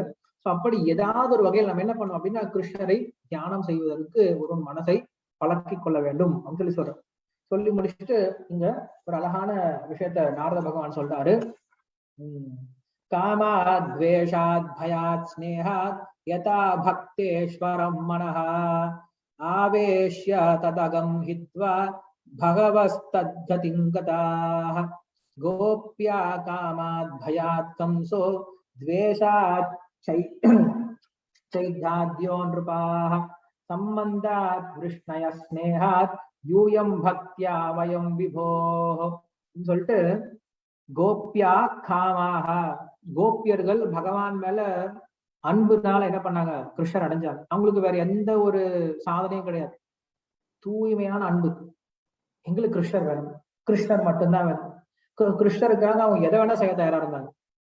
அவங்களுடைய மனசுல எப்பயும் கிருஷ்ணர் நினைச்சிட்டு இருந்தாங்க. சோ இப்படி கிருஷ்ணர் மேல காமத்தினால அந்த அன்புனால கிருஷ்ணர் அடைஞ்சாங்க. பயாத் கம்சா, கம்சன் பயத்தினால எப்ப பார்த்தாலும் கிருஷ்ணர் தான் நினைச்சிட்டு இருப்பான். எந்த ஒரு விஷயத்த பார்த்தாலும் கிருஷ்ணரோட ஞாபகம் தான் வருது. சோ இப்படி பயத்தினால கிருஷ்ணரை அடைஞ்சா. துவேஷத்தினால எத்தனையோ ராஜாக்கள், சிசுபாலன், தண்டவட்டனை போல ராஜாக்கள், சம்பந்தா உறவினர் அப்படின்ற ரீதியில விஷ்ணிகள் அப்படின்னு சொல்லக்கூடிய பாண்டவர்களா இருந்தாலும் சரி, இல்ல வந்து துவாரகையில் இருக்கக்கூடிய எது குலத்தை சேர்ந்தாலும் சரி, அவங்க என்ன பண்றாங்க, பகவான் அடைஞ்சாங்க. ஸ்னேகா யூயம் பக்தாக வயம் விபோகோ, நாங்கள்லாம் பக்தியினால அப்படின்னு சொல்லி நாரதர் சொல்றோம். சோ இப்படி பகவானை அடைவதற்காக 5 விதமான வழிமுறைகளை இங்க வந்து நாரதர் சொல்லி கொடுக்கிறார். என்ன சொல்ற அப்படின்னா, ஒருவன் பகவானை ஆசையினாலேயோ இல்ல பயத்தினாலேயோ இல்ல கோபத்தினாலேயோ இல்ல அன்புனாலேயோ இல்ல பக்தியினாலேயோ பகவான் அடைய முடியும் அப்படின்ற விஷயத்த சொல்றார். ஆனா என்ன விஷயம் அப்படின்னா, நாமெல்லாம் வந்து அசுரர்களை போல அந்த அளவுக்கெல்லாம் பகவான் மேல பகை மேல வளர்த்துக்க முடியாது. யார் நிக்க முடியும்? அப்படி முன்னாடி வந்து நிக்கிறாரு பகவான், வந்து நிக்கிறாரு, நம்ம சொல்ல முடியுமா என்ன? கொஞ்சம் நம்மளுக்கு ஒரு பிரச்சனை கொடுத்தாலே ஐயோ சாமி பகவானே அப்படின்னு சொல்லி ஓடி போயிடும். சொல்லிட்டு இருக்கோம் கடவுள் இல்லை கடவுள்னு சொல்லிட்டு இருக்கோம். சின்ன பிரச்சனை தான் என்ன பண்றோம், நம்மளால தாங்க முடியல, ஐயோ கடவுளை காப்பாத்துன்னு போயிடும். ஸ்டீஃபன் ஹாக்கின் அப்படின்ற ஒரு உலகத்துல பெரிய சயின்டிஸ்டா இருந்தார். அவர் சொன்னாரு there is no God அப்படின்ட்டு. அப்புறம் கொஞ்ச நாள் கழிச்சு என்ன பண்ணாரு, அவருடைய சக்தி எல்லாத்தையும் இழுத்துட்டாரு. அவருக்கு 2 விரல் மட்டும் தான் வேலை செய்ய ஆரம்பிச்சு. இப்ப அவர் சொன்னார் there should be some higher controlling being அப்படின்னு சொல்லி சொன்னார். கொஞ்ச நாள் கழிச்சு அவர் போயிட்டார். இப்ப கடவுள் சொல்றாரு there is no Stephen Hawking anymore அப்படின்னு சொல்லி சொல்றாரு. சோ இப்படியாக நம்ம எல்லாம் அந்த மாதிரி உயர்ந்த அசுரர்களெல்லாம் மாற முடியாது. நம்மளால அந்த அளவுக்கு கோபியர்கள் போல அந்த அளவுக்கு நம்மளால பகவான் ஆசையெல்லாம் வளர்த்துக்க முடியாது. இல்ல யசோதையை போல நம்மளால அந்த அளவுக்கு பாசத்தையும் வளர்த்துக்க முடியாது. இல்ல கோபர்களை போலவோ இல்ல எதுக்குலத்தை சேர்ந்தவர்களை போலவோ நம்ம பகவானை உறவு முறையா பார்க்க முடியாது. என்ன பண்ண முடியும், நம்ம பகவானுக்கு சாதன பக்தினாலதான் அடைய முடியும். சொந்தங்க நாரத பகவான் சொல்ற கடைசியில, ஒருவன் பகவானை சாதன பக்தினாலதான் அடைய முடியும். நம்மளை போன்ற சாதாரண உயிர்வாளிகள் பகவான சாதன பக்தினால்தான் அடையணும் அப்படின்னு ஒரு விஷயம் சொல்றேன். சொல்லி முடிச்சுட்டு அதுக்கப்புறம் கதோபி வேனஹ ஸ்யாத் பஞ்சானாம் புருஷம் பிரதி தஸ்மாத் கேனாபி உபாயேன மன கிருஷ்ண நிவேஷயேத். சொல்லி கடைசியில முடிக்கிறார் நாரதர். என்ன சொல்றார், இப்படியா நாங்க சொன்ன இல்லையா இந்த 5 விஷயங்கள், இந்த 5 விஷயங்களால ஏதாவது ஒரு வகையில கேனாப்பி உபாயேன இப்படி சொன்னப்பட்ட விஷயங்கள் ஏதாவது ஒரு வகையில என்ன பண்ணும் அப்படின்னா பகவானை தியானம் பண்ண முயற்சிக்கணும். மனஹா கிருஷ்ண நிவேசையே, உங்க மனசுல கிருஷ்ணரை நிரப்ப முயற்சிக்கணும். இப்படி செஞ்சிட்டீங்க அப்படின்னா நீங்க கண்டிப்பா பகவானை அடைய முடியும் அப்படின்ற விஷயத்த நாரதர் இங்க சொல்றார். இங்க என்ன புரிஞ்சுக்கணும் அப்படின்னா பகவான் எல்லாருக்கும் சமமானவர் அப்படிங்கிற விஷயத்த நம்ம முதல்ல புரிஞ்சுக்கணும். இங்க அதான் ஃபர்ஸ்ட் சொல்ல வர, சமமானவர் தான். எப்படி சமமானவர்? மார்கழி மாசம் நல்லா குளிரா இருக்கு. சோ என்ன பண்றாங்க, ஒரு 10 பேரு நம்ம வீட்டு முன்னாடி வந்துட்டாங்க. வீட்டு முன்னாடி வந்து உட்காந்துக்கிட்டு நம்ம வீட்டு முன்னாடி நிறைய காஞ்சி போன சிறகெல்லாம் இருக்கு. என்ன பண்றாங்க, அந்த காஞ்சி போன இலை சிறகு எல்லாத்தையும் எடுத்து வீட்டு முன்னாடி வச்சுக்கிட்டாங்க. அதே போல நம்ம வீட்டு திண்ணையில தீப்பெட்டி இருக்கு, அந்த தீப்பெட்டி எடுத்துக்கிட்டாங்க, போர்த்தி வச்சுட்டாங்க. போர்த்தி வச்சு சுத்தி உட்காந்து குளிர் காஞ்சிட்டு இருக்காங்க. உள்ள இருந்து எஜமானன் வெளில வரான். அவன் என்ன பண்றான், திண்ணையில வந்து உட்காந்துக்கிட்டான். திண்ணையில வந்து உட்காந்து நினைச்சிட்டு இருக்கான், என்னடா அது என் வீடு, என் வீட்டு வாசல், என் வீட்டுல விழுந்த சிறகு, என்னுடைய திண்ணையில இருந்து எடுத்த தீப்பெட்டி எல்லாம் என்னது, ஆனா உங்களுக்கு மட்டும் குளிர் காயுது, எனக்கு இன்னும் குளிர் போகவே, எனக்கு இன்னும் குளிராவே, எனக்கு சூடு வரலையாடான்னு சொல்லி கேட்டேன் அப்படின்னா நீ என் பக்கத்துல வந்து உட்காந்துக்கும், உனக்கு சூடு கிடைக்கும் இல்லையா? அதான் ரொம்ப எளிமையான விஷயம். நீ எப்ப பக்கத்துல உட்காந்துட்டியோ உனக்கு சூடு கிடைக்கும். அப்படி இல்லாம நீ தூரமா உட்காந்து எனக்கே வரல எனக்கே வரலன்னு கண்டிப்பா வரப்போறது கிடையாது. அது போல பகவான் யாருக்கும் பாரபட்சம் பார்க்கறது கிடையாது. நீ எப்ப பக்கத்துல அப்ப உனக்கும் அது கிடைக்க போகுது. சோ இல்லாத போது நீ தூரமா உட்காந்து எனக்கு கிடைக்கலன்னு சொன்னா அதனால பகவான் அதனால ஒண்ணும் பண்ண முடியாது அப்படிங்கிற விஷயத்த நம்ம முதல்ல புரிஞ்சுக்கணும். சோ பகவான் யாருக்கிட்டையும் பாரபட்சம் பார்க்கறது கிடையாது அப்படிங்கிற விஷயத்த முதல்ல புரிஞ்சுக்கணும். அதே போல இவங்க எப்படிப்பட்டவங்களா இருந்தாங்க அப்படின்னா, இவங்க இங்க சொல்லப்பட்ட இந்த அசுரர்கள் வந்து பகவானை இப்படிதான் அடையணும் அப்படின்னு இருக்கும்போது அவங்க அப்படிதான் அடைவாங்க. சோ அதனால இது வந்து பகவானுடைய ஏற்பாடு அப்படிங்கிறத புரிஞ்சுக்கணுமே தவிர இது எல்லாரும் பின்பற்றக்கூடிய ஒரு வழிமுறை இல்லை அப்படிங்கிறத நம்ம தெரிஞ்சுக்கணும். இந்த அசுரர்கள் எப்படிப்பட்டவங்க அப்படின்ற விஷயத்த நாரதர் சொல்றார். இந்த 2 பேர் இருக்காங்களேப்பா, இந்த சிசுபாலன் தண்டவக்ரன், இவங்க 2 பேரும் உண்மையில வைகுண்ட வாசிகள். வைகுண்டத்திலிருந்து நேரடியா சாபம் பெற்று கீழே விழுந்தாங்க. சோ அப்படி சாபம் பெற்று கீழே விழுந்ததுனால அவங்க என்ன பண்றாங்க, பகவானை அடைவதற்கு இப்படி ஒரு வழிமுறை எடுத்துக்கிட்டாங்க அப்படின்ற விஷயத்த நாரதர் சொல்றார். சொன்ன பின்னாடி யுதிஷ்டர் ரொம்ப ஆச்சரியப்படுறார். அது என்னமா சுவாமி சொல்றீங்க, யார் ஒருவன் வைகுண்டத்துக்கு போயிட்டாலும் அவன் எப்படி மறுபடியும் இந்த உலகத்துக்கு வரான்? நான் இந்த மாதிரி விஷயத்தை இதுக்கு முன்னாடி கேட்டதே கிடையாது. ஏன்னா எத்கத்வா அணிவர்த்தந்தே தத்தாம பரமம் அவன் கிருஷ்ணர் சொல்றாரு, யார் ஒருவன் என்னுடைய உலகத்தை அடைஞ்சிட்டானோ என்ன பண்றது கிடையாது, திரும்பி இந்த உலகத்துக்கு வரதே கிடையாதுன்னு சொல்லி சொல்றாரு. சோ அப்படி இருக்கும்போது இங்க இருக்கக்கூடிய இந்த ஜெய விஜயர்கள் எப்படி இந்த உலகத்துல கீழே விழுந்தாங்க வைகுண்டத்துல இருந்து, எனக்கு இந்த விஷயத்த சொல்லுங்க சொல்லி கேட்கிறார். கேட்கும்போது நாரதர் சொல்றாரு, ஆமாப்பா, எல்லாருக்கும் மூத்தவர்களா இருக்கக்கூடிய பிரம்மதேவருடைய மனசுலதான் தோன்றக்கூடிய அந்த சனத்குமார்கள் அப்படின்னு சொல்லக்கூடிய சனத் சனாந்தன சனாதன சனத் அப்படின்ற அந்த 4 குமார்கள் என்ன பண்றாங்க அப்படின்னா ஒரு முறை பகவானை தரிசனம் பண்ணலாம் வைகுண்ட லோகத்துக்கு போறாங்க. சோ அங்க போன பின்னாடி என்ன நடக்குது அப்படின்னா, அங்க இருந்த ஜெய விஜயர்கள் 2 பேர் வாயில் காப்போர்கள் என்ன பண்றாங்க, இவங்க 4 பேர் நிறுத்திடுறாங்க. பகவானை தரிசனம் பண்ண முடியாதுன்னு சொல்லி நிறுத்திடுறாங்க. நிறுத்தின பின்னாடி அவங்களுக்கு கோவம் வந்துடுது. அவங்க என்ன நினைக்கிறாங்க அப்படின்னா, உண்மையில பகவான் எல்லாருக்கும் சமமானவர், நீங்க என்ன பண்ணும் அப்படின்னா எல்லாருக்கும் பகவானுடைய தரிசனத்தை கொடுக்கணுமே தவிர யாராவது பகவானுடைய தரிசனத்துக்கு வந்தாங்க அப்படின்னா நீங்க அவங்களுக்கு தடுக்கக்கூடாது.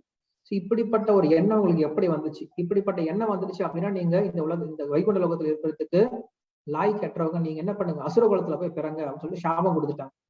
சாபம் கொடுத்த பின்னாடி அவங்க பக்தர்கள் யாரு, ஜெய விஜயர்கள் 2 பேரும் நித்தியசூரிகள், வைகுண்டவாசிகள், பக்தர்கள். அவங்க என்ன பண்றாங்க, உடனே சாபம் கொடுத்த பின்னாடி அவங்க கோவப்படல, திட்டல, மறுபடியும் சாபம் கொடுக்கல. அவங்க என்ன பண்றாங்க, தங்களுடைய தப்பை உணர்ந்து மன்னிப்பு கேட்கிறாங்க இந்த ரிஷிகள் கிட்ட. சோ ரிஷிகள் கிட்ட மன்னிப்பு கேட்டோன்னு ரிஷிகளுடைய மனசுல கொஞ்சம் பயம் ஏற்படுது. அவங்களுக்கும் கஷ்டப்படுறாங்க, ஐயோ நம்ம பகவானுடைய இடத்துல வந்து பகவானுடைய காவலாளிகளுக்கு இப்படி நம்ம சாபத்தை கொடுத்துட்டோமேன்னு சொல்லிட்டு அவங்களும் வருத்தப்படுறாங்க. சோ இப்படி ரிஷிகள் நினைக்கிறாங்க நான் தான் தப்பு பண்ணிட்டேன் அப்படின்ட்டு. அதே போல அந்த ஜெய விஜயர்கள் நினைக்கிறாங்க தான் தப்பு பண்ணிட்டேன் அப்படின்ட்டு.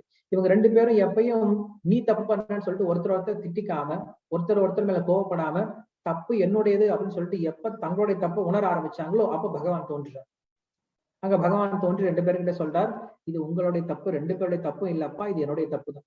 ஏன்னா நான் விருப்பப்பட்டு இவங்க 2 பேர்த்தையும் இந்த உலகத்துல அனுப்பி இவங்கள் மூலியமாக இந்த உலகத்துல நான் சண்டை போடணும் அப்படின்ற ஆசையை தீர்ப்பதற்காக இந்த ஒரு ஏற்பாடை பண்ணனே தவிர இது உங்களுடைய தப்பு கிடையாது அப்படின்னு சொல்லிட்டு பகவான் சொல்றார். சொல்லி முடிச்ச பின்னாடிதான் அதுக்கப்புறம் தான் இவங்க என்ன பண்றாங்கன்னா 2 பேருமே 3 பிறவிகள்ல இந்த உலகத்துல வந்து பிறக்குறாங்க. இந்த 3 பிறவிகள்ல என்ன பாரி பிறவிகள் அப்படின்னு சொல்லி கேட்கும் போது ஒருத்தன் அவங்களுக்கு 2 விதமான ஆப்ஷன்ஸ் கொடுக்குறாங்க. இது கேள்விப்பட்டிருக்கோம் புராணத்துல.